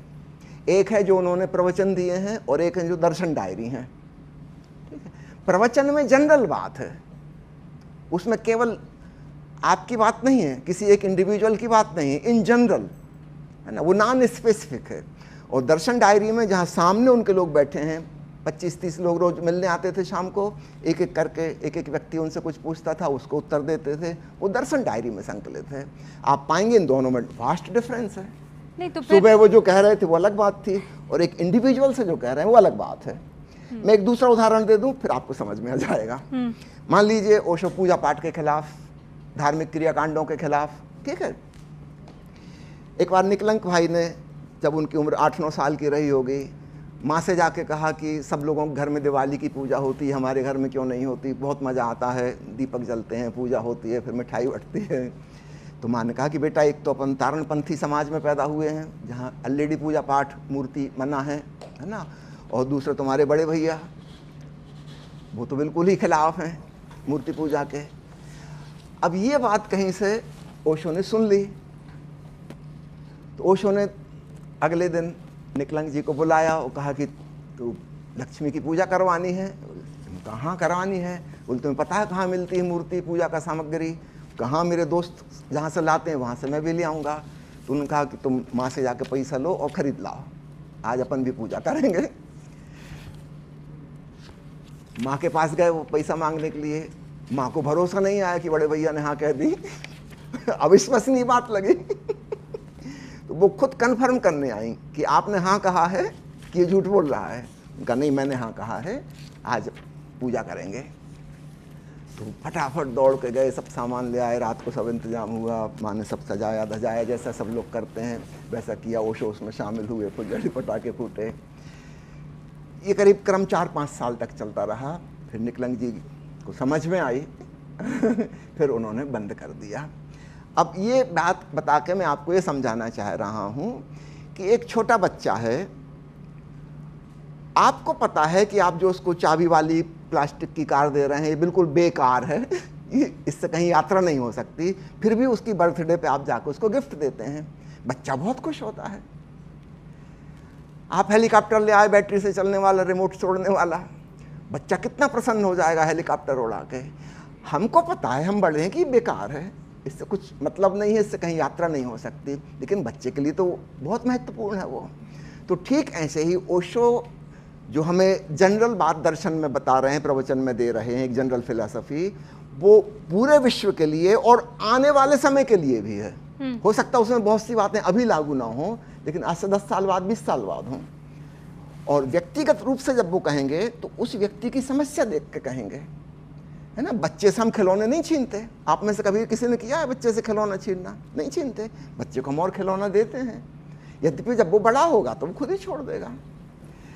इसलिए 2 अलग अलग स्टेटमेंट हो जाते हैं, अलग अलग बातें हो जाती हैं। स्वामी जी, ओशो की असल लेगेसी को आगे कौन बढ़ा रहा है? ओशो फाउंडेशन या इस वक्त मेरे सामने जो बैठे हैं स्वामी शैलेंद्र सरस्वती? देखिए, असल नकल का लेबल लगाना बिल्कुल व्यर्थ है। ओशो ने कहा है मेरा प्रत्येक सन्यासी मेरा उत्तराधिकारी है, इसलिए उन्होंने किसी एक को नहीं चुना। उन्होंने कहा जो भी मेरी बात समझता है, जो मेरे को जिया है पिया है, वो जहाँ भी जाएगा उससे मेरी ही बात फैलेगी। तो मैं कोई एक उत्तराधिकारी नहीं चुन रहा हूँ, मेरे तो लाखों उत्तराधिकारी हैं। नहीं, पर स्वामी जी विचार तो चलिए समझ में आ जाता है, लेकिन इसका? ओशो ने किसी को उत्तराधिकारी नहीं चुना। तो वो जो प्रॉपर्टी है, इतनी संपत्ति प्रॉपर्टी ओशो की कभी रही ही नहीं। वो जो किताबें उन्होंने लिखी है उससे जो रॉयल्टी आती है वो कहाँ जाती है, वो किसकी है? वो उन लोगों से पूछिए जिनके पास जाती है। देखिए, ओशो के पास कभी कोई संपत्ति नहीं रही, ठीक है। किराए के घर में वो जबलपुर में रहते थे, बम्बई में पहुंच गए, वहाँ मित्रों के घर में रहते थे। फिर किसी ने एक बंगला खरीद दिया वुडलैंड्स में, एक फ्लैट, उसमें रहने लगे। वो हमेशा मेहमान की भांति रहे हैं। फिर कुछ लोगों ने एक ट्रस्ट बनाया, उन्होंने पूना का आश्रम खरीद लिया, एक बंगला, 2 बंगले खरीद लिए। ओशो वहाँ के रहने लगे, वहाँ उनको इन्वाइट किया। ये ओशो की प्रॉपर्टी नहीं है। ओशो के नाम का कोई बैंक बैलेंस नहीं है। वो जब उन्होंने नौकरी जिस दिन बंद की थी उस दिन बैंक बैलेंस भी ख़त्म हो गया था, बैंक खाता छोड़ दिया था। उनके नाम की कोई प्रॉपर्टी नहीं है, उनका इस जगत में कुछ भी नहीं है। वो एक गेस्ट की भांति, मेहमान की भांति सब जगह रहे। रजनीशपुरम उनको बुलाया गया, चिदविलास मेडिटेशन सेंटर अमेरिका में था, उनके द्वारा इनवाइट किया गया था। तो वो उन लोगों की प्रॉपर्टी, उस ट्रस्ट की प्रॉपर्टी ओशो की नहीं थी। पर जो बौद्धिक संपत्ति है जो उन्होंने किताबों में दर्ज की है, उस पर हक तो परिवार का हुआ ना। उसकी जो रॉयल्टी आती है वो कहाँ जाती है? वो तो परिवार की हुई ना। इतनी क्षुद्र बातों को ओशो कोई महत्व नहीं देते, और ना ही उनके परिवार का कोई व्यक्ति देता। कई लोग मुझसे पूछते हैं रोल्स रॉयस कहाँ गए? मुझे क्या पता कहाँ गए। Who cares about Rolls Royce? है ना, आपकी दृष्टि में महत्वपूर्ण होंगी, मेरी दृष्टि में तो कोई महत्व नहीं रखती, है ना। आप एक दूसरा पहलू नहीं समझ पा रहे कि एक व्यक्ति राजमहल में रहते हुए भी निर्लिप्त रह रहा है, उसकी कोई पकड़ नहीं है, कोई अटैचमेंट नहीं है। ही जस्ट लाइक ए गेस्ट, मेहमान है। रजनीशपुरम में जहां वो रहते थे उसको गेस्ट हाउस ही कहते थे लाओस हाउस को। He is the guest. एक संस्थान ने उनको बुलाया है। तो स्वामी जी, आप प्योरली उनकी बौद्धिक लेगेसी को आगे बढ़ाने के लिए दोबारा आए हैं? जी नहीं, ऐसा मैं नहीं कहूँगा। मेरा ऐसा कोई क्लेम नहीं है। मैं ये कहूँगा मुझे जो समझ में आया, है ना, जरूरी नहीं कि बिल्कुल सही हो मेरी समझ, है ना। मुझे जो अच्छा लग रहा है, मुझे जो समझ में आया, मेरे जीवन में जिससे रूपांतरण और शांति और आनंद आया, वह मैं शेयर कर रहा हूँ। मैं ये क्लेम नहीं कर रहा हूँ कि मैं उनकी लेगेसी को, उनका उत्तराधिकारी हूँ, उनके विचार, है ना। नहीं, ऐसा नहीं है। और जैसा मैं कर रहा हूं ऐसा हजारों लोग कर रहे हैं, कर सकते हैं। लेकिन इसमें कोई क्लेम करने की, दावा करने की जरूरत नहीं कि बस मैं ही सच हूं, दूसरा इसका अधिकारी नहीं। क्यों नहीं अधिकारी? सब अधिकारी हैं। एक वैज्ञानिक ने कोई चीज खोज ली, क्या उसकी बपौती हो गई वो? क्या ग्रेविटेशन का सिद्धांत न्यूटन की बपौती है? हमने स्कूल में समझ लिया, टीचर ने हमको समझा दिया, हमको समझ में आ गया, हमारा हो गया। नहीं, लेकिन आप ओशो की तरह दिखते हैं, ओशो की तरह बोलते भी हैं, उन्हीं की तरह आपकी आंखें भी चलती हैं, उन्हीं की तरह आप मुस्कुराते भी हैं। भाई हैं उनके, ये तो होगा ही। लेकिन जब उनके रहन सहन का तरीका मुझे नहीं पता, पर पहनने का तरीका बिल्कुल ओशो ही की तरह है। तो मेरे मन में ये विचार है कि क्यों एक डॉक्टर जो अब तक प्रैक्टिस कर रहा था 25 साल पहले, वो ख़त्म कर देता है? क्या वजह है? मैंने अपने जो इस्तीफ़ा लिख के दिया था, जिस कंपनी में मैं काम करता था बिरला जी की, वहाँ मैंने यही लिखा था कि अभी मैं यहाँ पे थोड़े से लोगों का ही शारीरिक उपचार कर पा रहा हूँ। मैं यहाँ से मुक्त होकर बहुत बड़े पैमाने पर मानसिक उपचार कर पाऊँगा। क्योंकि शारीरिक बीमारियाँ तो धीरे धीरे कम होती जा रही हैं, जैसे जैसे समझ बढ़ रही है, संपत्ति बढ़ रही है, अकल आ रही है, लोगों को पता है क्या खाना, क्या पीना, हाइजीन क्या है, अनहाइजीनिक क्या है। सैकड़ों बीमारियां जो मेरे समय में थी, जब मैं 50 साल पहले मेडिकल कॉलेज में पढ़ता था, हाँ। उसमें से कितनी बीमारियां तो सदा सदा के लिए समाप्त हो गई। सही कह रहे हैं। है ना? लेकिन मानसिक तनाव, डिप्रेशन, सुसाइड, क्रोध, कलह, मर्डर, ये तो बढ़ते चले जा रहे हैं, पागलपन बढ़ता चला जा रहा है। तो जहाँ एक तरफ फिजिकल इलनेस कम हुई है, वहीं दूसरी तरफ मेंटल इलनेस बहुत बढ़ी है। आज शरीर के कष्ट हमारे कम हैं, लेकिन मानसिक व्याधियां बहुत हैं। कोई अनिद्रा से पीड़ित है, कोई निराशा से पीड़ित है, किसी को एंग्जाइटी है, किसी को एप्रीहेंशन है। इसका इलाज कौन करेगा? शरीर का इलाज करने वाले तो बहुत डॉक्टर हैं। तो मैंने अपने जो इस्तीफ़ा लिखा था उसमें यही लिखा था कि मैं किसी उत्तरदायित्व को छोड़ के जा नहीं रहा हूँ, एक और बड़ी रिस्पॉन्सिबिलिटी अपने कंधे पे ले रहा हूँ। कि मुझे लगता है कि मेरे पास जो है उसके द्वारा मैं लाखों लोगों के जीवन में बहुत सुंदर परिवर्तन ला सकता हूँ, उनके जीवन को शांतिपूर्ण, आनंदपूर्ण, प्रेमपूर्ण बना सकता हूँ। और वो काम आपने वो मैं कर रहा हूँ, शुरू भी किया है। मैं एक कुछ और सवाल आपकी इजाज़त से लेना चाहती हूँ। आऊँगी मैं। नमस्कार, मेरा नाम विष्णु है एंड मेरा क्वेश्चन ये है, या कहिए ये कहा जाता है कि ओशो को 12 दिन तक अमेरिका की जेल में रखा गया था, जहाँ उनकी हालत बहुत ज़्यादा ख़राब हो गई थी और उन पर ये आरोप भी लगा था कि वो अमेरिका से भागना चाहते हैं। इसके बारे में क्या सच्चाई है, कितना क्या है?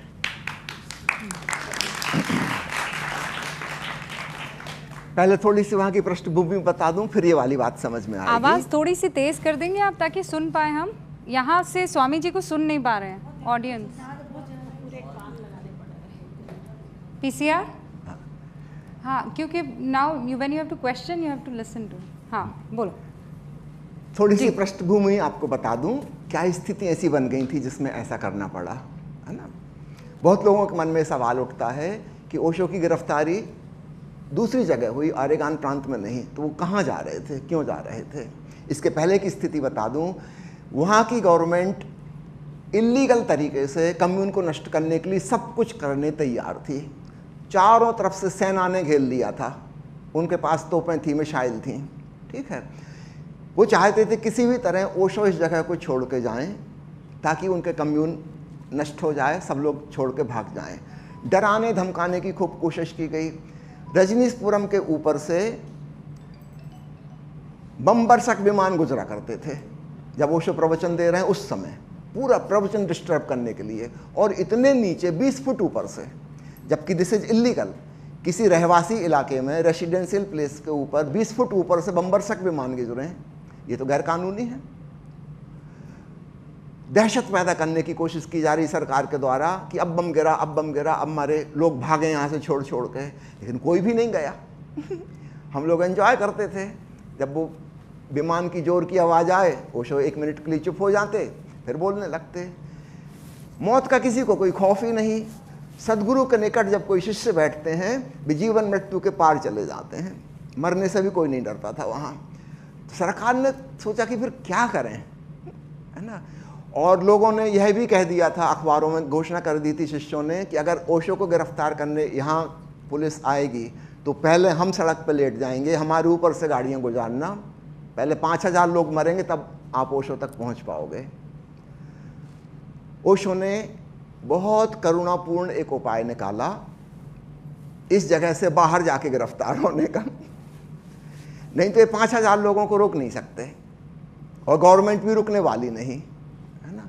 तो 5000 लोगों का खून खराबा हो, इससे बेहतर है वो यहाँ से निकल जाएं। तो लोगों ने तो आरोप लगाया अमेरिका छोड़ के जा रहे थे। छोड़ के नहीं जा रहे थे, अगर छोड़ के जा रहे थे फिर दूसरी जगह जाके उतरते क्यों, है ना। और वहाँ उतरते ही से उनको अरेस्ट कर लिया गया। याद रखिएगा, पुलिस ने अरेस्ट नहीं किया, पुलिस ने इनकार कर दिया था। भाई पहले गिरफ्तारी वारंट तो दो। जजों को फोर्स किया गया गिरफ्तारी वारंट निकालो। उनका किस बात का निकालें? भाई इस आदमी ने कुछ किया हो, कोई अपराध, कोई सबूत, कोई कंप्लेंट, तब हम गिरफ्तारी वारंट निकालें। तो जज ने मना कर दिया, पुलिस ने मना कर दिया, तब सरकार ने सेना को बुलाया, क्योंकि सेना बिना अरेस्ट वारंट के भी गिरफ्तार कर सकती है। तो सैनिक अधिकारियों ने ओशो को वहाँ गिरफ्तार किया। मैं इसको इस ढंग से कहना चाहूँगा, 5000 लोगों की जान बचाने के लिए, और अमेरिकी सरकार पे भी ये ब्लेम ना लगे भविष्य में कि इन्होंने 5000 लोगों का खून खराबा किया, इसलिए ओशो ने आउट ऑफ कंपैशन कि मैं ठीक बाहर आके वहाँ गिरफ्तार हो जाता हूँ। शायद इस दृष्टि से आपने ना सोचा हो, लेकिन असली कहानी ये है। ओके। नमस्कार सर, मेरा नाम अर्पिता सिंह है और मेरा आपसे मामूली सा सवाल है। जैसा कि आपने बोला था कि ओशो को आप भगवान नहीं मानते, लोग मानते हैं, उनको भगवान की तरह पूछते हैं, तो ओशो ये कैसे कह सकते हैं कि मैं अगले जन्म किसी और में, मतलब मेरी जो आत्मा है वो किसी और शरीर में नहीं आएगी? तो उन्होंने किस बेसिस पे बोला? साइंटिफिक तरीके से तो मुझे नहीं लगा। ये मेरा पर्सनल सवाल था। और दूसरी चीज़, मैं सिर्फ आपसे जवाब इसका एक ही तर्क में चाहूँगी। आप बोल रहे हैं बार बार 2 तर्क, इसका वो तर्क नहीं था, वो तर्क, तो मैं सिर्फ एक तर्क में आएंगे जवाब चाहूँगी।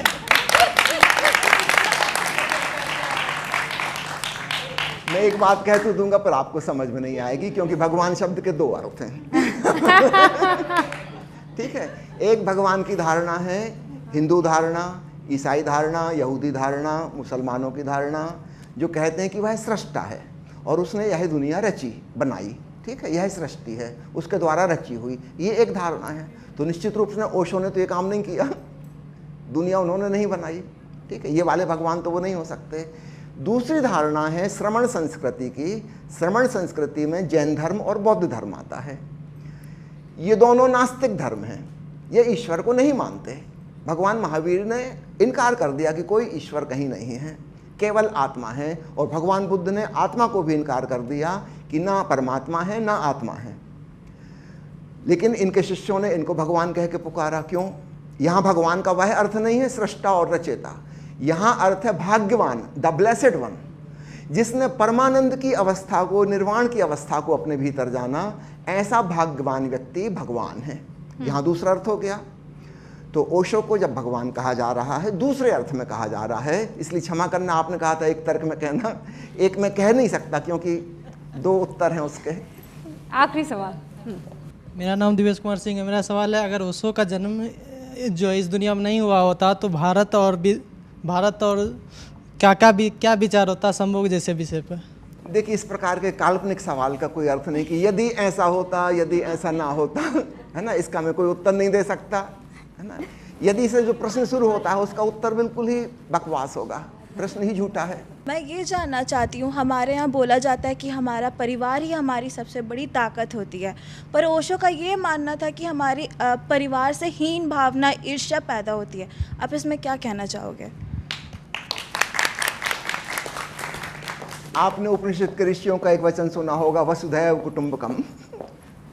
सारी वसुधा ही कुटुंब है, परिवार है।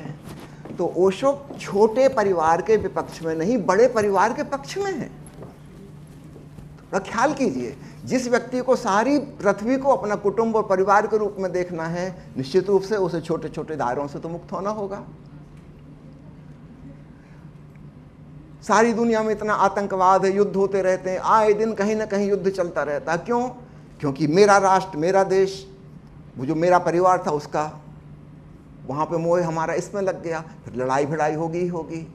तो जहाँ तक छोटे छोटे यूनिट हैं वहाँ झगड़ा होगा ही होगा। चाहे भारत का वो पुराना युद्ध महाभारत, उस जमाने का सबसे बड़ा युद्ध हुआ था, वो भी परिवार का हुआ था। भाई भाई के बीच में हुआ था।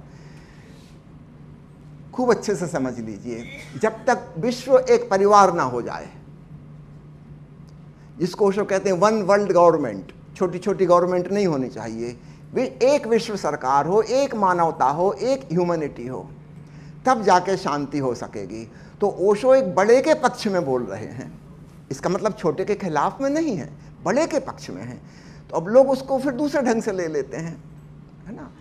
तो इस गलतफहमी को दूर करिए, हम एक विश्व परिवार में हो सकें, पासपोर्ट वीसा की कहीं ज़रूरत ना पड़े, सारी मनुष्य जाति एक हो, इस धरती हमारी माँ है, ये सबकी हो, इसके हम खंड खंड टुकड़े टुकड़े ना बांटें। ओशो की दृष्टि ये है, इसको पकड़िए। लेकिन स्वामी जी, वो ओशो की दृष्टि ये थी, लेकिन वो खुद ये बात संभव नहीं कर पाए ना। 21 देशों ने उनको रोक दिया, उनके खुद के अपने ही रजनीशपुरम में वो प्रेम और वो एकता नहीं, जैसे सेक्रेटरी शीला थी, उन्होंने उनके खिलाफ जो है षड्यंत्र रच ही लिया।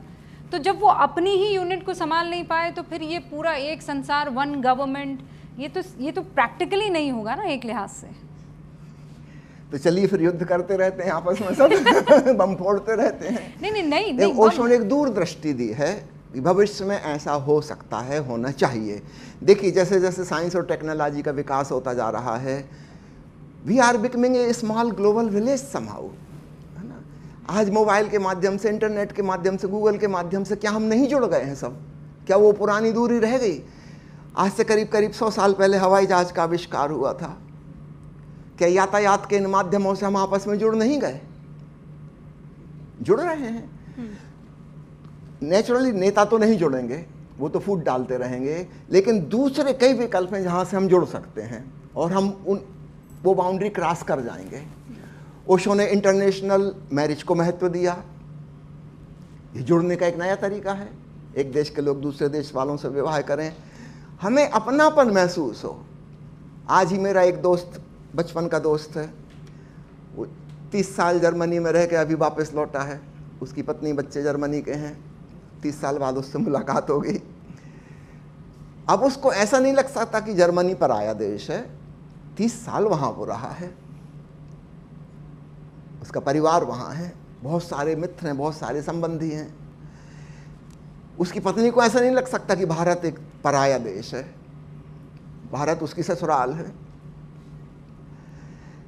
हम ढंग ढंग से कनेक्ट हो सकते हैं और एक विश्व परिवार बन सकता है ना। राजनेताओं की छोड़ दो, वो तो युद्ध करेंगे, मरने दो उनको, है ना। लेकिन ओशो ने जो दृष्टि दी है वो अन्य कई तलों पर लागू हो सकती है, और भविष्य में जो और टेक्नोलॉजी विकसित होगी, है ना, हम और भी ढंग ढंग से जुड़ जाएंगे, एक दूसरे से अलग अलग नहीं रहेंगे। अब जैसे कि कोविड महामारी आई, अचानक हमको पता चला कि बीमारी लोकल नहीं होती, ग्लोबल होती है, और उसका उपाय भी ग्लोबल करना होगा। आप अलग अलग कुछ नहीं कर सकते, ये विश्व की समस्या है, इसका समाधान विश्व स्तर पर हो सकता है, राष्ट्रीय स्तर पर या सामाजिक स्तर पर नहीं हो सकता। स्वामी जी, अब मैं कुछ छोटे छोटे प्रश्न आपसे करना चाहती हूँ, क्योंकि बातचीत बहुत लंबी चली है और बड़ा आनंद भी आया है। मतलब एक बार को ये एहसास नहीं हुआ है कि हम दिशा भटक रहे हैं। पहला ये कि शुरुआत तरन तारण समुदाय से हुई, उसके बाद गांधीवादी लोग उनसे जुड़े, तरन तारण हट गए कि नहीं, ये वो आदमी नहीं है जिसको हम सुनना चाहते थे, वो हटे।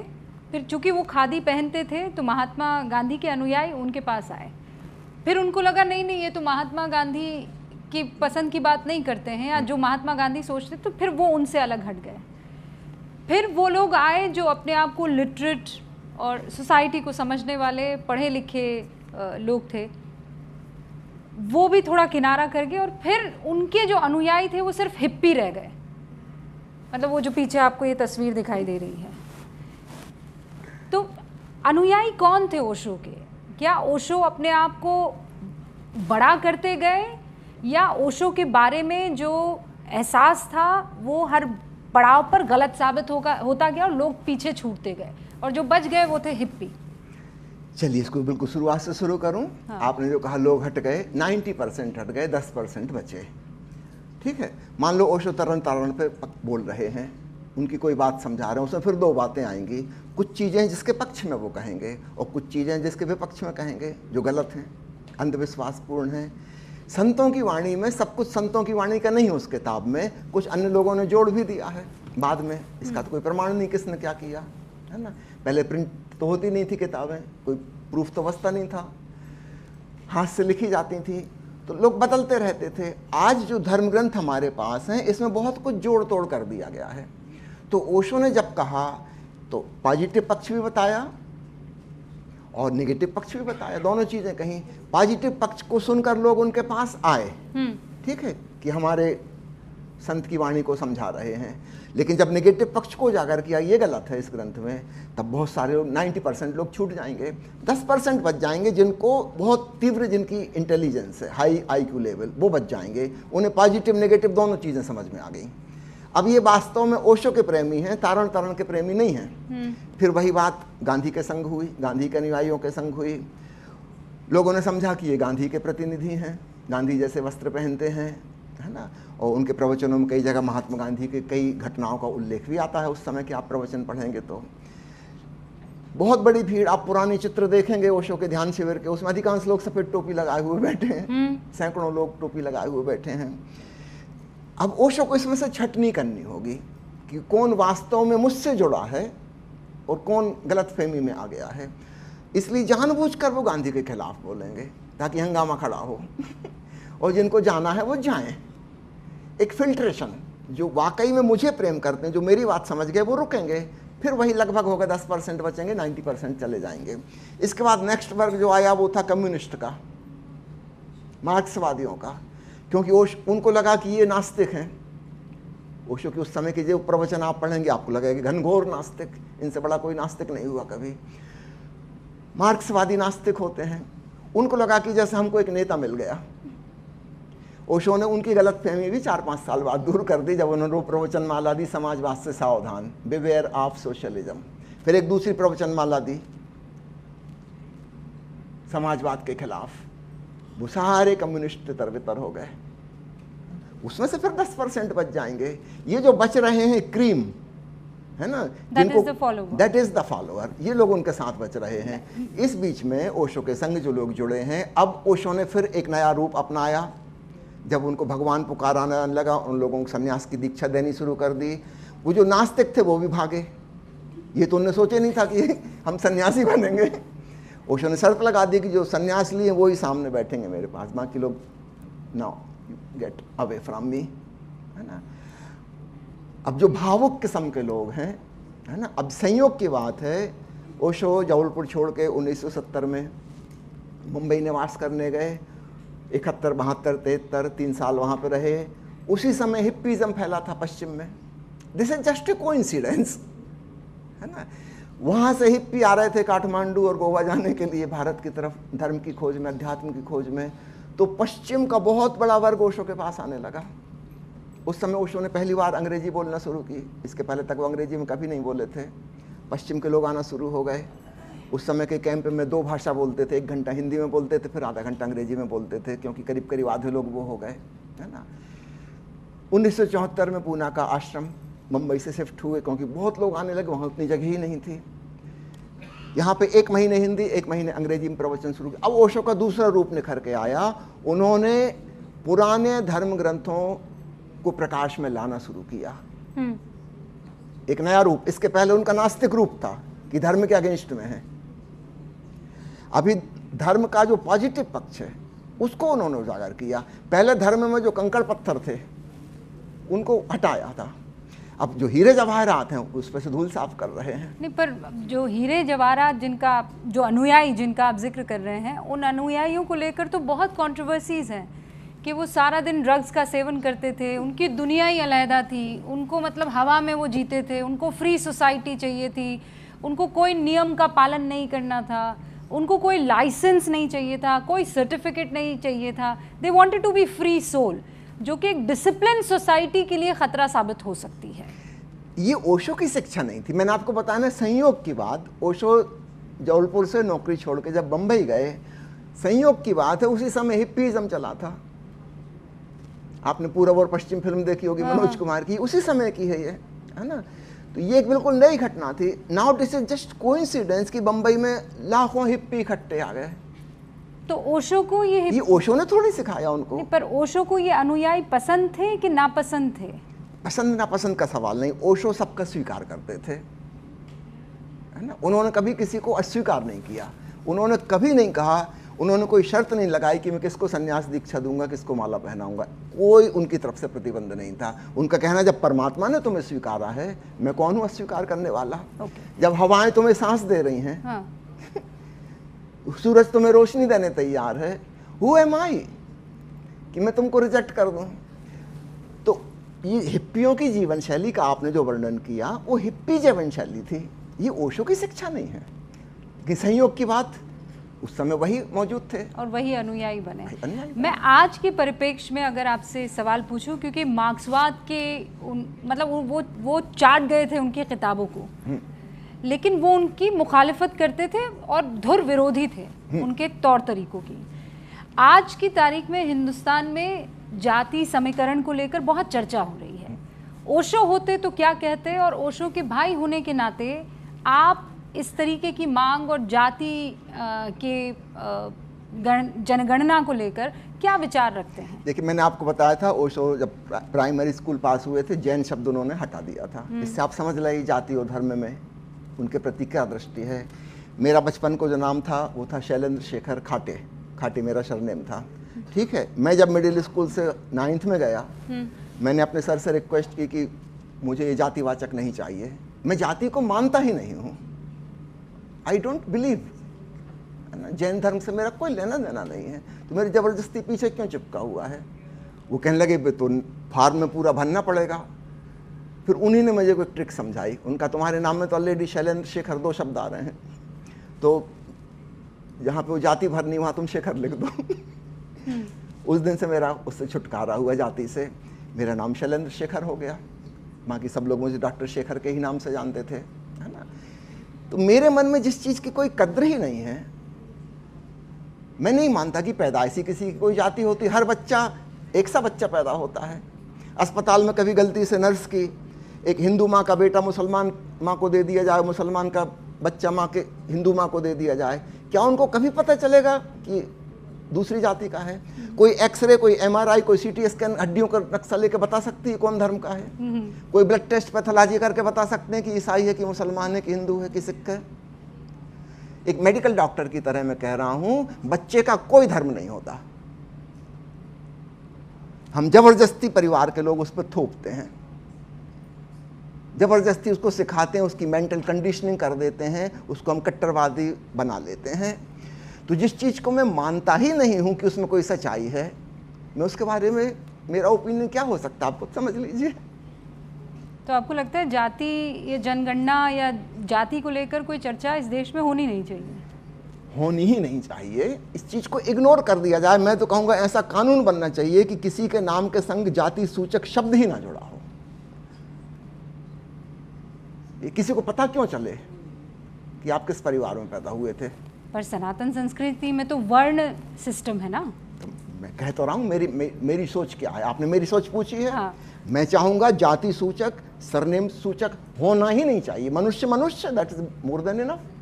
कौन सी जाति के हैं हम? बायोलॉजी में आप पढ़ते हैं ना, चिड़िया की जाति, पंछी की जाति और पेड़ पौधों की जाति। हम मनुष्य जाति के हैं, और कौन सी जाति चाहिए? अच्छा, आप आए हैं और आपसे पॉलिटिक्स पर बात ना करूं, ऐसा नहीं हो सकता है। तो आखिरी के 2 सवाल है। और मैं आपको बता दूं, मेरी पॉलिटिक्स की नॉलेज अथवा संसार की अन्य सारी नॉलेज 0 है। मुझे केवल ओशो के बारे में पता है, अध्यात्म के बारे में पता है ना। राजनीति की बात आप मत ही करिए, कोई फायदा नहीं होगा। ये कोई सेफ रास्ता तलाशने वाली बात तो नहीं ना, है। मुझे मैंने आपको बताऊं, आखिरी बार टेलीविज़न सन 2000 में देखा था और आखिरी बार अखबार सन 1990 में पढ़ा था।